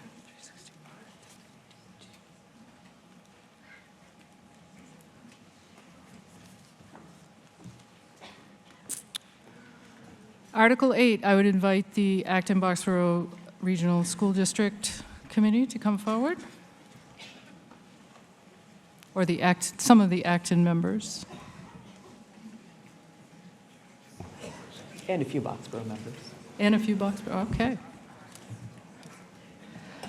Article 8, Ms. Campbell moves that the town raise and appropriate $82,830,682 to fund Acton's fiscal year 2027 assessment from the Acton Boxborough Regional School District. Do I hear a second?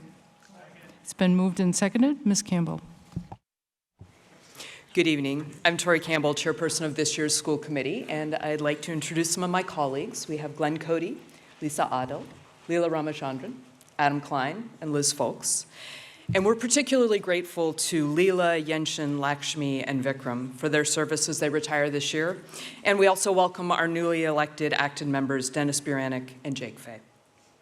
I'm honored to present the school district report and fiscal year 27 budget, assuming I can get the clicker to work. There we go. Nope, this is where we want to be. In the past, We've begun by highlighting the many great things happening in our schools, and those continue. But tonight, we're taking a different approach. We are at a pivotal moment for our schools, and we want you to understand why, what we're doing about it, what it means for the future, and how you can help. In America, educating our children is one of our most important local responsibilities. The Commonwealth classifies Acton and Boxborough as wealthy towns. So,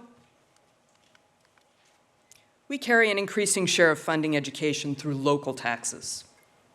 Because our enrollment has dropped by about 600 students since 2015, what limited state aid we receive, about $20 million, or 1/6 of next year's budget, increases by less than inflation each year.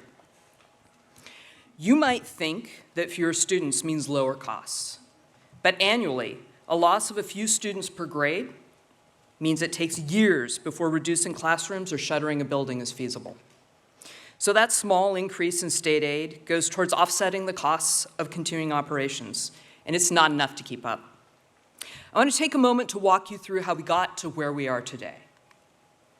Every fall, we begin building the budget by asking what it would take to continue to operate today's schools the same way next year, and what else we might need for tomorrow's students. We then look at how those costs compare to expected revenues. This process helps us spot gaps early and decide what to change to make ends meet, or whether we need to ask for help. Since 2022, the cost to maintain the same programs and staffing each year has been rising faster than our funding. And since 2024, we've seen double-digit increases in health insurance, rising utilities, inflation outpacing revenue, and higher mandated costs. These are pressures our towns and our residents are feeling too. To close the gaps in our schools, from 2022 to 2024, we made cuts: administrators, staff, and finally teaching positions.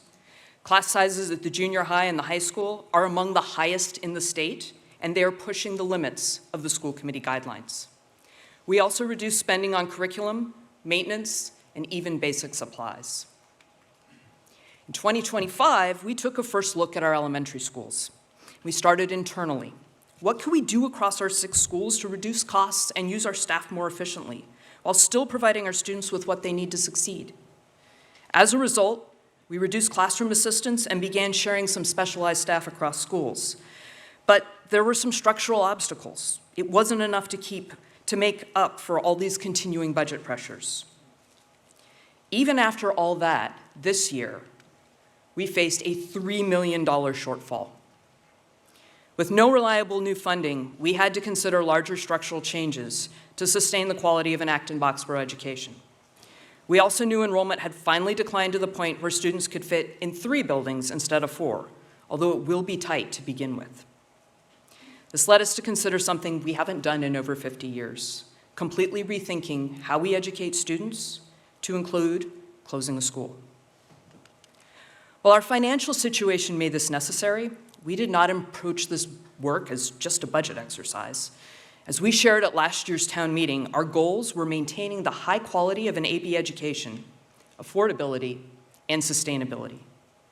We said everything is on the table, and we meant it, from the number of schools to grade configurations to how we best support student learning.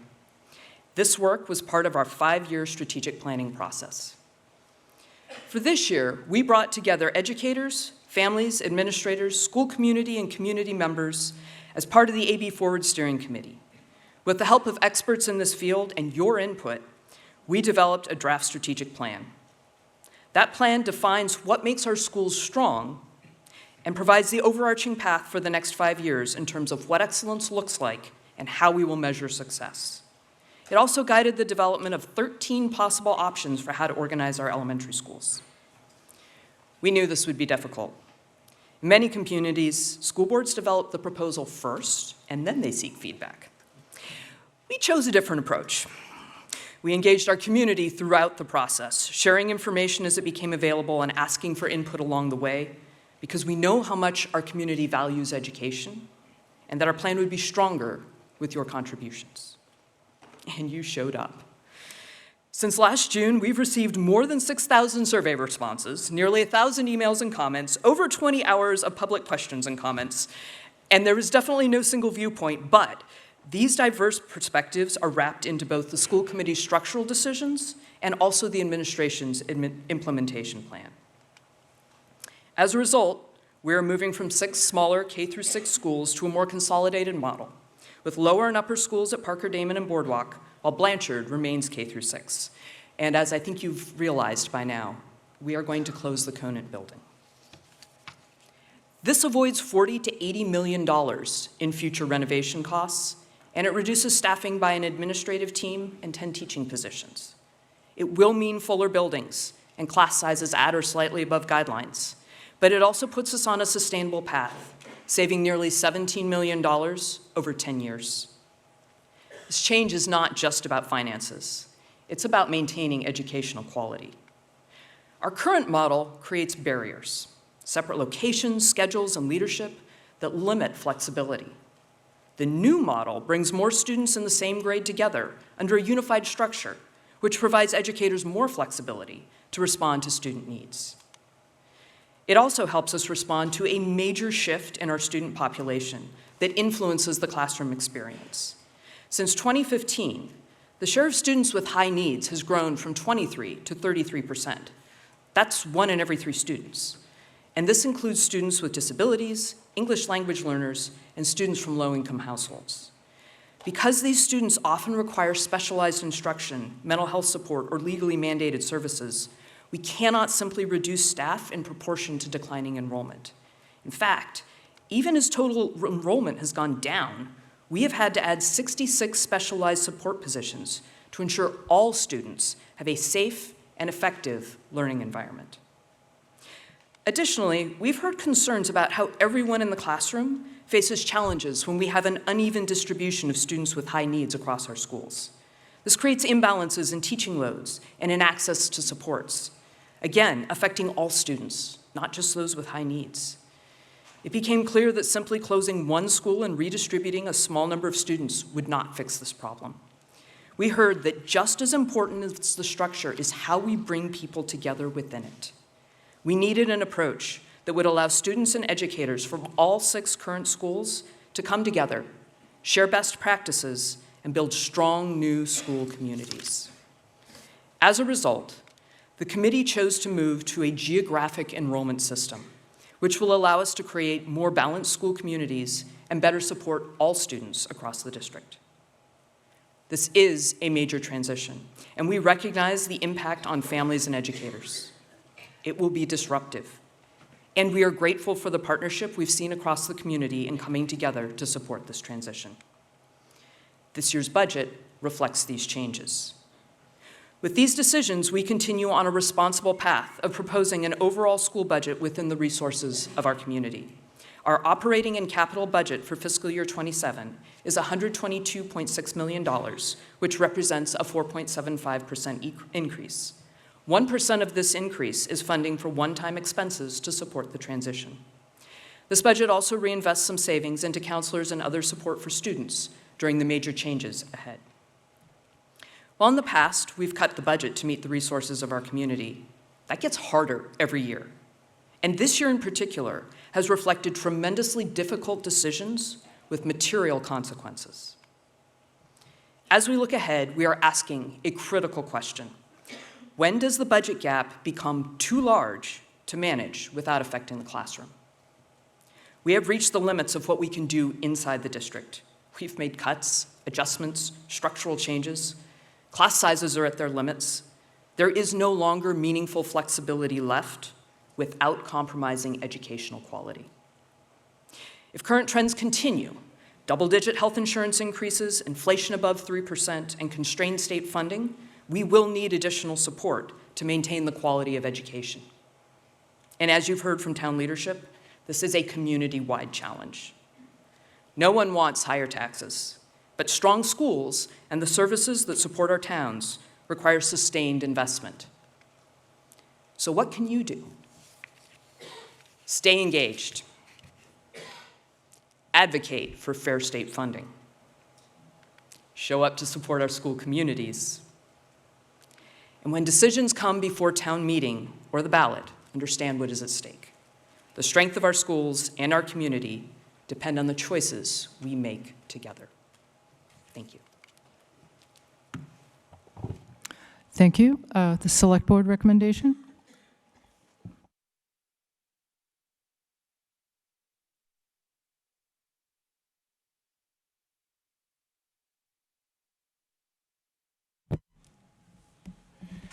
The AB School District continues to be a good value for our communities.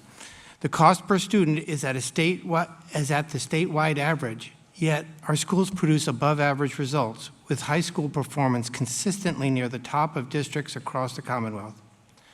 AB Forward savings help, but costs continue to exceed inflation, especially for healthcare and retirement. The administration and school committee have come up with a workable budget within these constraints. The Select Board voted unanimously to recommend Article 8. Finance Committee recommendation?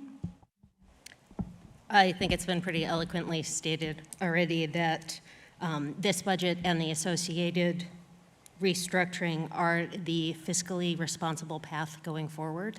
This is not a problem that could just be changed with the closure of Conant, but needed to be a complete restructuring expenses in order to make this good for our students and a bearable burden for our taxpayers. The only recommendation beyond the support of this budget we have is to please reach out to state and federal representatives to push for better funding for our entire school system. As you can see, we cannot afford to do this all on our own. The Finance Committee recommends this article. Thank you. Are there any town meeting members wishing to speak? Microphone 1. Hi, my name is Jody Bromberg, and I live on Wilson Lane in Acton. I've been at or watched every school committee meeting this year and almost every AB Forward committee meeting. I see the thought, care, and dedication that Chair Campbell, the school committee members, Superintendent Light, and his team have put into creating efficiencies, hearing the voices of community members, and of making hard choices. This year, those hard choices include closing the Conant School building, closing 4 other elementary schools, and reorganizing to geographically based enrollment to more efficiently use Acton's tax dollars. More than 50% of students will be moving buildings next year, including my first grader.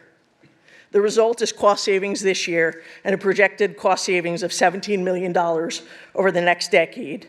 This in the face of exponentially rising healthcare costs, out-of-district special education costs, and the inflationary environment under which we are all currently living. I support the passing of this school budget and urge you to as well. In addition, as others have mentioned, I urge you to reach out to our state government and advocate for them to reformulate the state aid that towns like Acton receive. Costs are rising much faster than our allowed tax increases. That's a problem because the school district has been cut to the bone. There's nothing more to cut.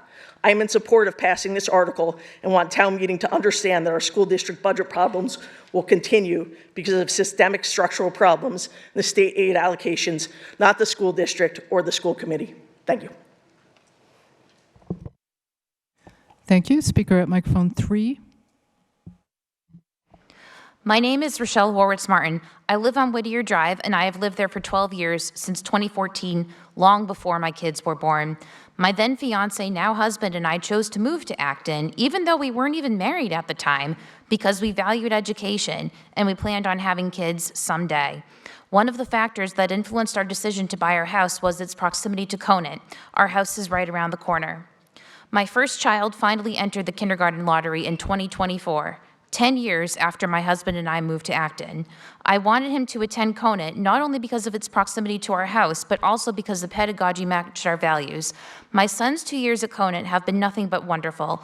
We love the teachers, school community, principal, emphasis on nature, the polar bear mascots, the grounds, and the building itself. Last year, when I would walk my son to and from school, I would marvel at how lucky I was to be able to walk him through the beautiful wildflower gardens, through the wetlands to the school. I didn't think it could be taken away from me.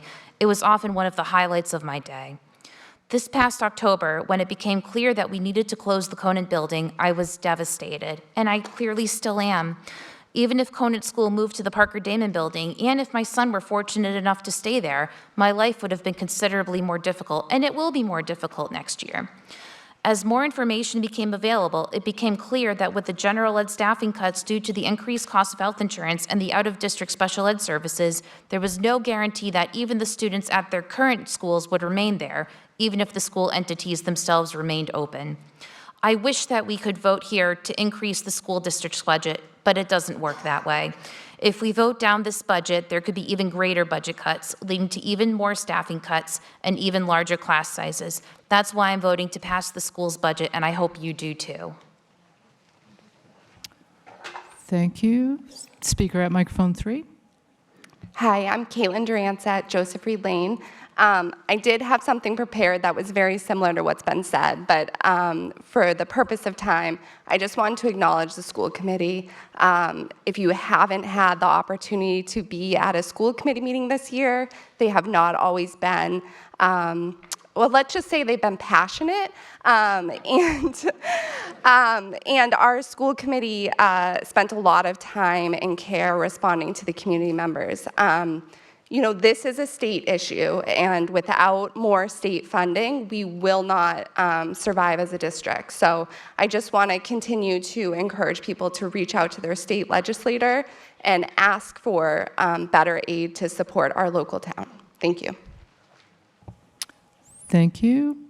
Speaker at microphone 1. You need to hit the button there. Yeah, hi, I'm Lakya Pandian. I live in Newtown Road. My husband and I are immigrants who've lived in the United States for 17 years and in Acton for the past 4. We are taxpayers deeply invested in this town, even though we are not voters. What shaped our lives and changed our quality of life were the educational opportunities we had. We were lucky to have that. Higher education opened the doors for us, gave us stability, and allowed us to contribute meaningfully to this community. Because of that experience, I strongly believe education is one of the most important investments a town can make. One of the things that I admired most about this country is that it brings children from all different backgrounds onto a shared starting line, basically on the same platform where they can start their life. This kind of equity isn't automatic. It's a choice that communities make and continue to support. Acton's strong schools are really the key reason why people choose to live here. They protect the property values, attract families, and sustain the town's long-term vitality. Even residents without children in the schools benefit from living in a community known for educational excellence. Personally, as a parent of 2 elementary-aged kids in school, the last few months have been very emotional and challenging. Many of our kids will have a fresh start next year, new friends and new educators. Many families, myself included, raised concerns and asked a lot of hard questions to the committee and to the administration. It became clear they are making difficult and necessary changes to ensure long-term sustainability. Right now, our educators and administrators are being asked to adapt and lead through a lot of changes. To succeed, they need the community's support. Voting for the school budget is not just a vote for families with children, it's a vote for Acton's values. Strong schools are a shared asset, so please support the schools. Thank you. Thank you.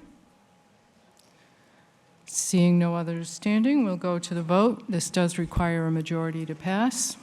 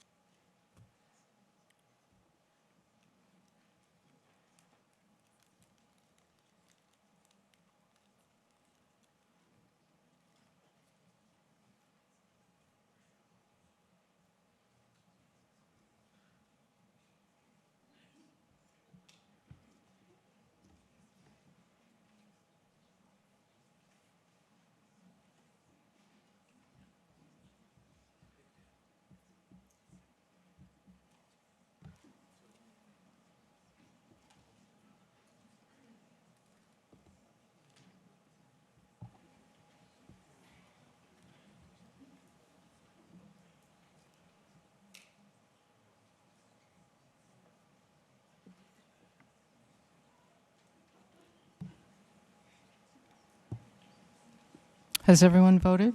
No, not yet?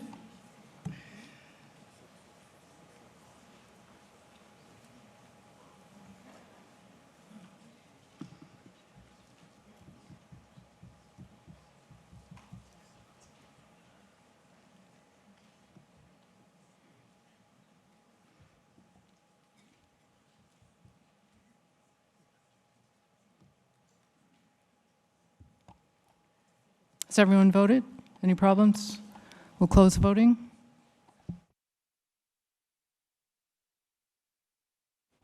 Thank you. The motion clearly passes. Thank you.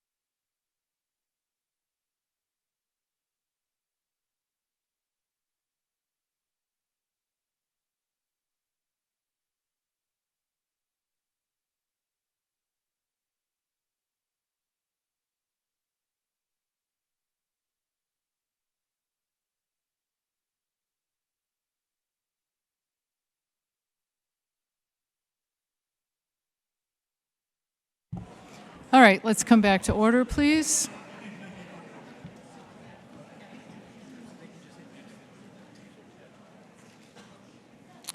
So you might note that it's just about 9 o'clock, which is, we are far ahead of where I thought we might be at this point in the meeting. I have told plenty of people that we will start with CPA funding tomorrow and followed by Taylor Road purchase. So following this article, we'll take up Article 11, Article 12, and jump to Article 20. I think it's 20. 20. And then come back tomorrow for the remaining articles. With that, the motion in front of you is incorrect in one way. It's Ms. Norris moves that the town raise and appropriate $3,295,792 to fund Acton's fiscal year 2027 assessment from the Minuteman Regional School District. Do I hear a second? Ms. Norris, and please introduce your people. Hi, thank you very much. I have with me today the superintendent of Minuteman High School, Heidi Driscoll, and our business manager, Nikki Andrade. And Madam Moderator, is it okay if they take part in the presentation? Yes. Okay. I will recognize them as valid speakers. Thank you very much. I actually have just a few words that I want to say before I turn it over to Superintendent Driscoll. As the moderator mentioned at the beginning, I will be stepping down as in my role on the Minuteman School Committee. And I just wanted to take a moment to say what an honor it has been to serve as Acton's representative to the Minuteman School Committee. I've been especially proud over the years watching Acton students thrive and excel at Minuteman, thrive and excel academically in our skills-focused teams, as student leaders, and on our athletic teams. Acton students have taken advantage of every one of our 19 career technical education majors that are offered by Minuteman, and have gone on either for additional education or directly to work in their area of expertise, contributing to our local economy. As a career technical education school, Minuteman connects academic rigor with authentic work-based learning, leading to career opportunities across a variety of occupations and industries. This has benefited our students, our local businesses, and our communities. And at this point, I'd like to turn it over to Superintendent Driscoll to give you more details about this year's Minuteman budget and our program. So thank you very much.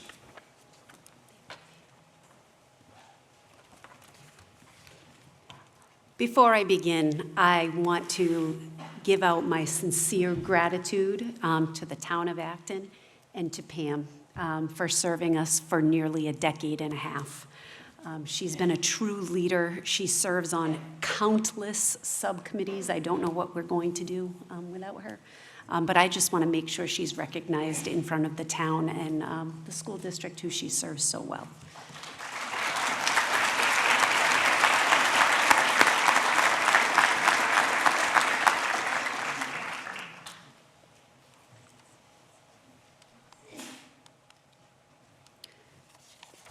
A little staff. So thank you all for having us. Thank you, Madam Moderator. Thank you, Finance Committee, for meeting with us earlier this year.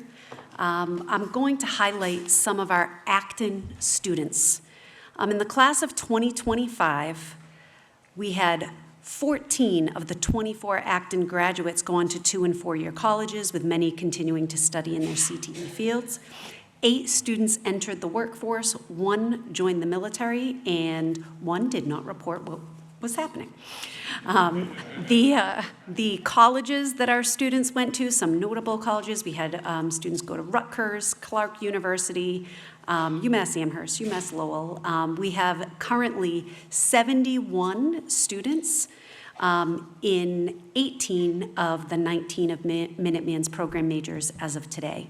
We have 14 total students, 11 seniors and 3 juniors, who are out on cooperative education in animal science, carpentry, design and visual communication, early education, electrical, engineering, health assisting, and horticulture. Just to name a few places that employ our students, we have students at the Arlington Animal Hospital, at Emerson Hospital, at Blossom Station Child Care, and West Concord Animal Clinic. I think you will see in our budget that our budget reflects our priorities, and clearly from what we just heard, it also represents Acton's priorities for excellence in education. Tonight I brought with me Nikki Andrade, our business manager, who's going to give you some of the details.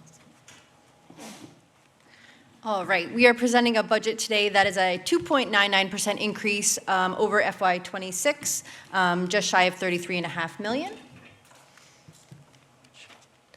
Our operating recommendation is 3.84% increase, and majority of that reason is our successfully negotiated CBA, which is a 3% plus steps and lanes for our teachers, plus, as the other school noted, double-digit increases in health insurance.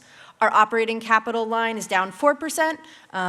That's mostly capital stabilization funding and other needs around the building. And our building project debt is fairly consistent now, which is debt excluded for Acton. So overall, our assessment increases to our member towns are 2.44%, whereas Acton is negative 5%. And that has a lot to do with the number of students that are enrolled in the 4-year rolling average at Minuteman. So overall, just under $3.3 million. Without the debt assessment, which is excluded, it's just under $2.7 million. As I had mentioned, the biggest budget drivers are the staffing, the CBA, and our health insurance. Overall enrollment is a majority of our member towns, which is the red line, and the non-member towns is our green line. Total enrollment at Minuteman 657. For Acton in particular, the 4-year rolling average went down. You had 24 seniors graduate and then 14 incoming freshmen. Next year, there will be 21 students accepted to Minuteman. So overall, a negative 2% change in the 4-year rolling average and a negative 5% decrease in the assessment. Thank you so much. We're happy to answer any questions you have. Thank you. Select Board recommendation? The Select Board unanimously recommends this article. Thank you. Finance Committee recommendation? The Finance Committee unanimously recommends this article as well. I see a speaker at microphone 2. Thank you, John Peterson, 6 Jackson Drive. I noticed that the total enrollment was down a little bit, and my question is, what is the target ideal enrollment for Minuteman now?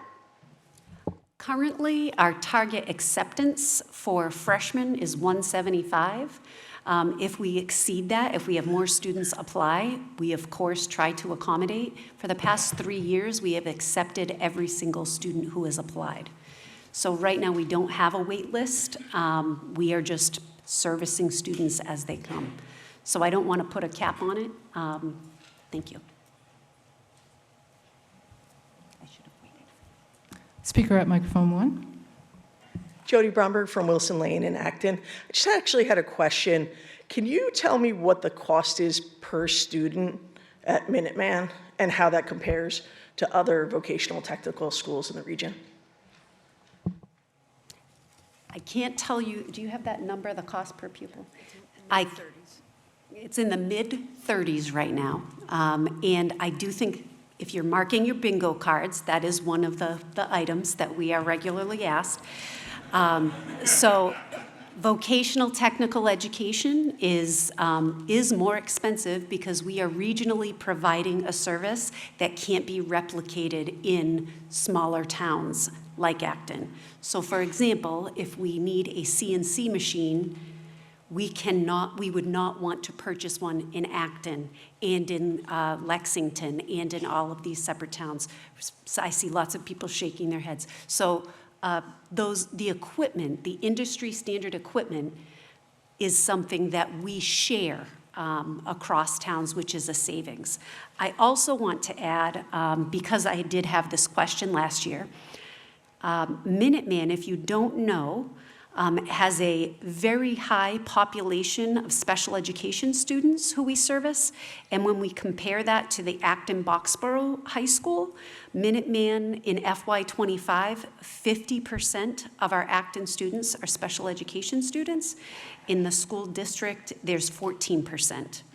FY26, 44% of Minuteman students from Acton are special education students as compared to 15 in the Acton-Boxborough School District. There's also another group to look at, the high needs students, which combines low-income students, special education students, other student populations. We currently, in FY25, Minuteman services 63% of our students from Acton are high needs, as opposed to 24% in the regional school district. And last year, we were at 59% high needs and 24% at the regular school district. So not only are we providing immersive vocational education, but we are finding a pathway for all students to be successful. Thank you. Seeing no others standing, we'll go to the vote. This does require a majority to pass.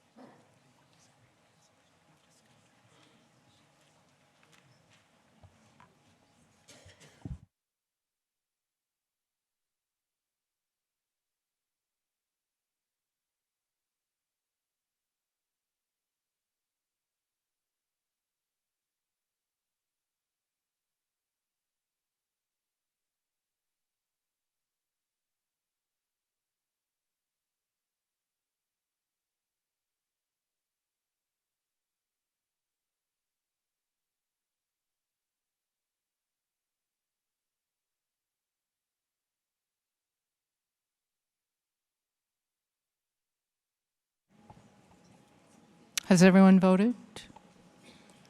We'll close voting now. The article clearly passes. Thank you.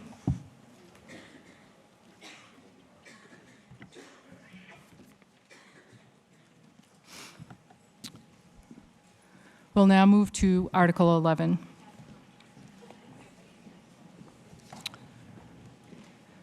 Establish an opioid settlement stabilization fund. Requires 2/3 vote to pass. Ms. Nichol moves the article as printed in the warrant. Ms. Nichol.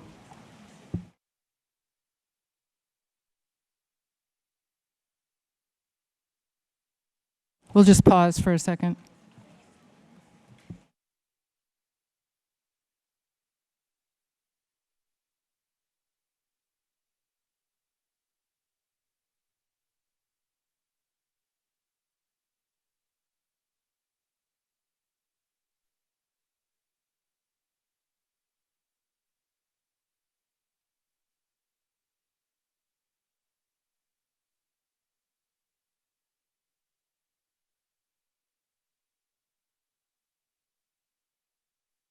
Go ahead.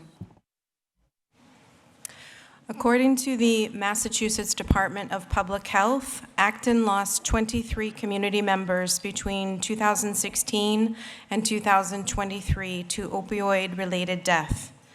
Massachusetts has participated in nationwide financial settlements with several manufacturers and distributors as part of the historic legal efforts to demand abatement of the harms caused by the opioid epidemic. These settlements combined will bring over $900 million into Massachusetts. Under the terms of an agreement reached by the state and its municipalities, 40% of the recoveries will be allocated to cities and towns, while 60% of recoveries will be allocated to the statewide Opioid Recovery and Remediation Fund. Article 11 enables the placement of all the town's past and future opioid settlement receipts into a stabilization fund. The use of settlement funds is limited to opioid abatement, including opioid use prevention, harm reduction, treatment, and recovery services. Expenditures must be reported by the town to the state and are annually published on the Municipal Opioid Abatement Fund's data dashboard in a fiscal year expenditure report.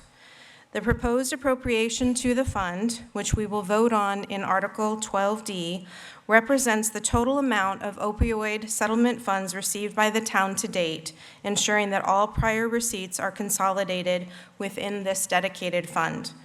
Article 11 has the support of the Select Board, Finance Committee, and Board of Health. Please join us in our efforts to ensure that Acton remains a community where health and wellness are a priority. Well, Ms. Nichol took your thunder on this one. Finance Committee recommendation. Thank you, Madam Moderator. The Finance Committee recommends this article. Seeing nobody standing, we'll move to the vote, and this does require a 2/3 vote to pass. We'll open the voting.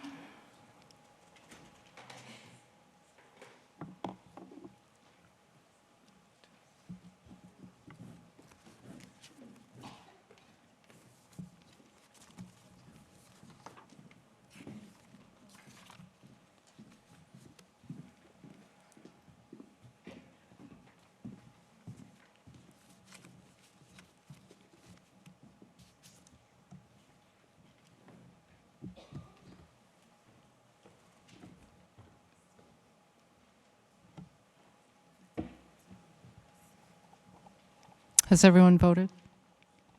We'll close voting. Clearly passes by the 2/3 required. Thank you. Next, Article 12, appropriations to stabilization and trust funds, requires a majority to pass.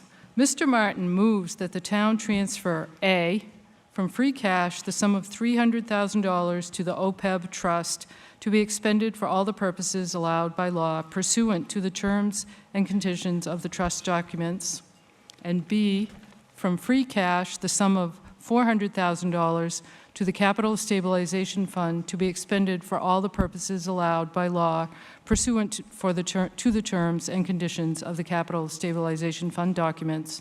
C, from receipts reserved, the sum $400,000 to the Capital Stabilization Fund to be expended for all of the purposes allowed by law pursuant to the terms and conditions of the Capital Stabilization Fund documents.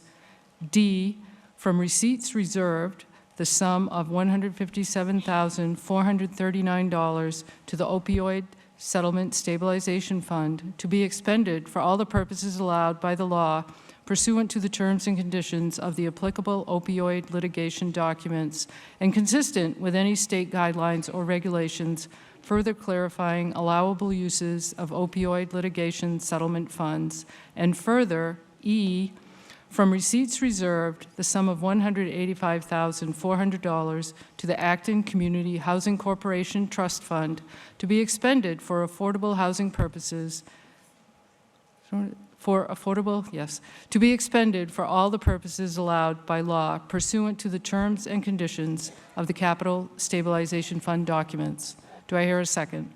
Second. It's been moved and seconded. Mr. Martin. Hello again. Thank you for sticking it out through the last few articles here. Article 12 would transfer money among various town funds. Note that no money is actually spent by this article. The money is just being moved for specific purposes, which I'll cover individually. Each is listed as items A through E in the warrant. The town contributes to our other post-employment benefits trust every year. Item A would transfer $300,000 from free cash to the OPEB trust used for retiree benefits.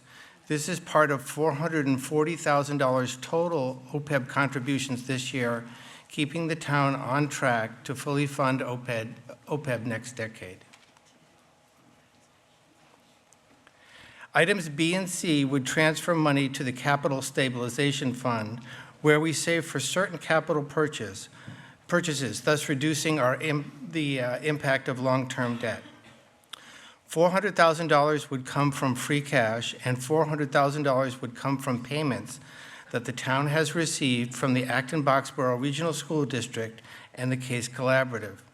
These two entities make payments under an intermunicipal agreement related to their use of our DPW fueling facility. Item D would transfer the $157,439 of opioid settlement money, which the town has already received, into the Opioid Settlement Stabilization Fund established under Article 11, so that these funds can be properly managed under the terms of the opioid settlement. The 3 West Road property was deed restricted affordable. However, it was in such bad shape that it could not be sold to a low-income buyer. Instead, the town received the restricted portion of the sale proceeds. It's been the practice in Acton that such proceeds are used for affordable housing. Item E would transfer the $185,400 received to the Acton Community Housing Corporation Trust Fund for use by the ACHC to support affordable housing projects. The Select Board unanimously recommends Article 12. Please vote yes. And thank you, and I'm happy to answer any questions. Finance Committee recommendation. Thank you, Madam Moderator. We feel that this is a smart use of funds to put aside for future obligations, where we can draw from them in the future to reduce costs, especially borrowing costs. The Finance Committee recommends this article. Thank you. Speaker at microphone 3. David Black, Central Street. Have a question probably for the Finance Committee. I see $700,000 of free cash in this article and nearly another $1 million in earlier article. Could the Finance Committee quickly summarize our free cash position and comment on sustainability of pulling this much money from free cash? That's kind of out of order, but we have time. So if the, would you care to respond to the question? Go ahead. Yes, thank you for that question. Our town's free cash position is actually pretty robust this year. After we try to maintain it between 3% and 5% per Finance Committee recommendations.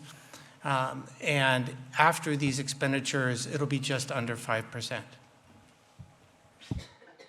Okay, thank you.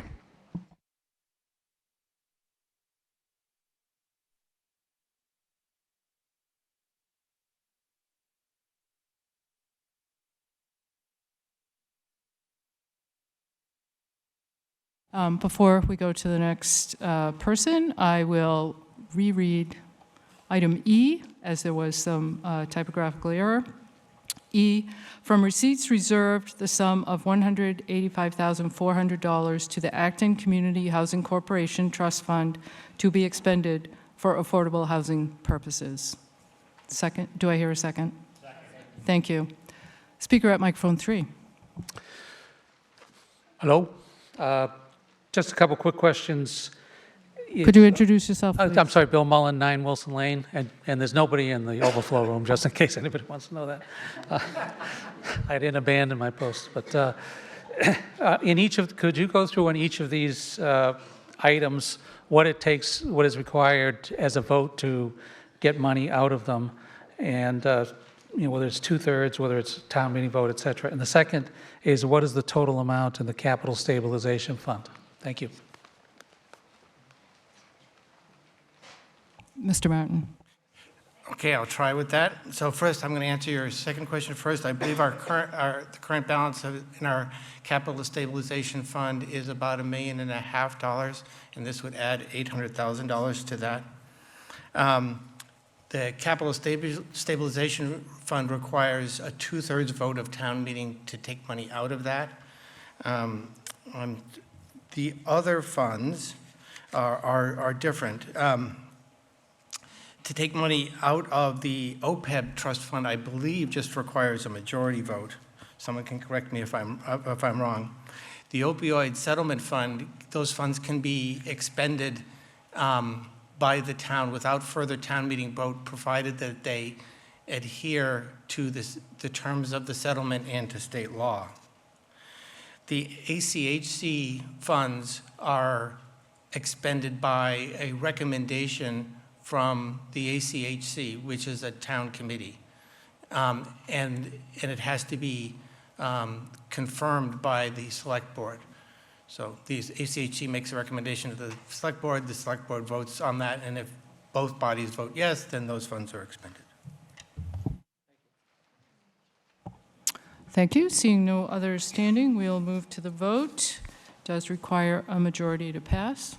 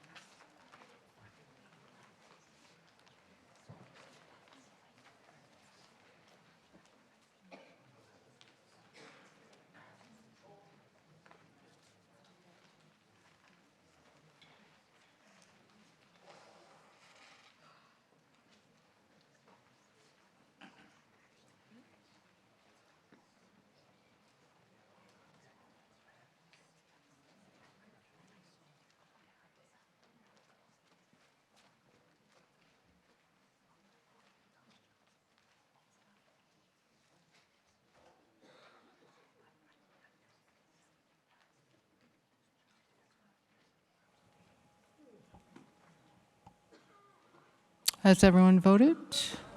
One more, okay.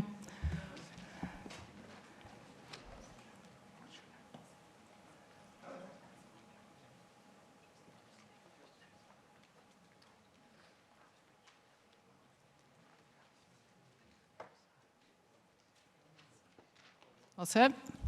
We'll close voting. The motion clearly passes. We have one additional item to take up this evening, since we're making such great progress. We'll skip over to Article 20, which if you have the motion booklet, you will see that Ms. Arsenault moves that the town take no action on this article. Ms. Arsenault. For Article 20, amend zoning bylaw to increase affordability requirements in the MBTA overlay district. The Acton Select Board typically looks for a balance between social goals like increased affordability and the economic reality of development. The primary concern with increasing affordability requirements from 10% to 15% for larger projects is that it may make projects financially unfeasible for developers. If the developer's budget doesn't work because too many units are restricted, the developer may simply choose not to build in Acton. The MBTA overlay district was just adopted in 2024. Some board members feel it is premature to change the rules before the town has seen how the 2024 version performs in the real world. The majority of the select board thought it made sense to wait until at least 1 or 2 projects were permitted under the existing 10% rule before moving the goalposts. And we did listen. To evaluate this, the Planning Division secured a grant from the Executive Office of Housing and Livable Communities to hire the Metropolitan Area Planning Council, MAPC, to conduct the economic feasibility analysis. The analysis concluded that higher affordability requirements can still support realistic housing development. That is why the Select Board is not saying no, but decided to take no action because this can be revisited in the future. Finance Committee recommendation? The Finance Committee voted to take no action on this article. Thank you. I see a speaker at microphone 4. So I have a question and then my comment. So the question is if we vote no to take no, how do we actually vote on the matter as opposed to just taking no action? Because there's a lot of people that care about affordability, and the state says that it won't impact the developers. Dover Heights, which apparently is the driving force to the town deciding or recommending no action, has already filed their application, so they are quote unquote protected with the old zoning. And so I would like very much to go to the actual article, and I'm wondering what the procedure is. Do I just move that we say no to this, or do what's the? So the motion on the floor is to take no action. So that's what we need to take up on the vote. If the members voted they wanted to take action, I would hold it until tomorrow. So if I urge people to vote no on this so that we can take action, is that? That would, if I understand your position correctly, that's what you want. Thank yes. you. I urge people to vote no, which is a yes for more affordability. Thank you so much. Yes. I think did we not have a second? No. Okay, is there a second? Thank you. Thank you for that. Seeing no others, standing, the motion to take no action requires majority to pass. That is the motion on the floor, to take no action at this time. We'll open voting.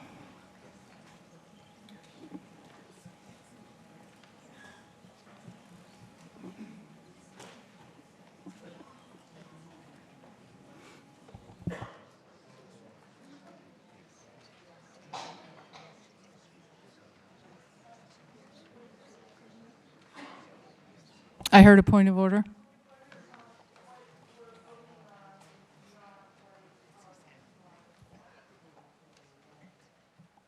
Oh, you're quite correct there, but we are voting on taking no action.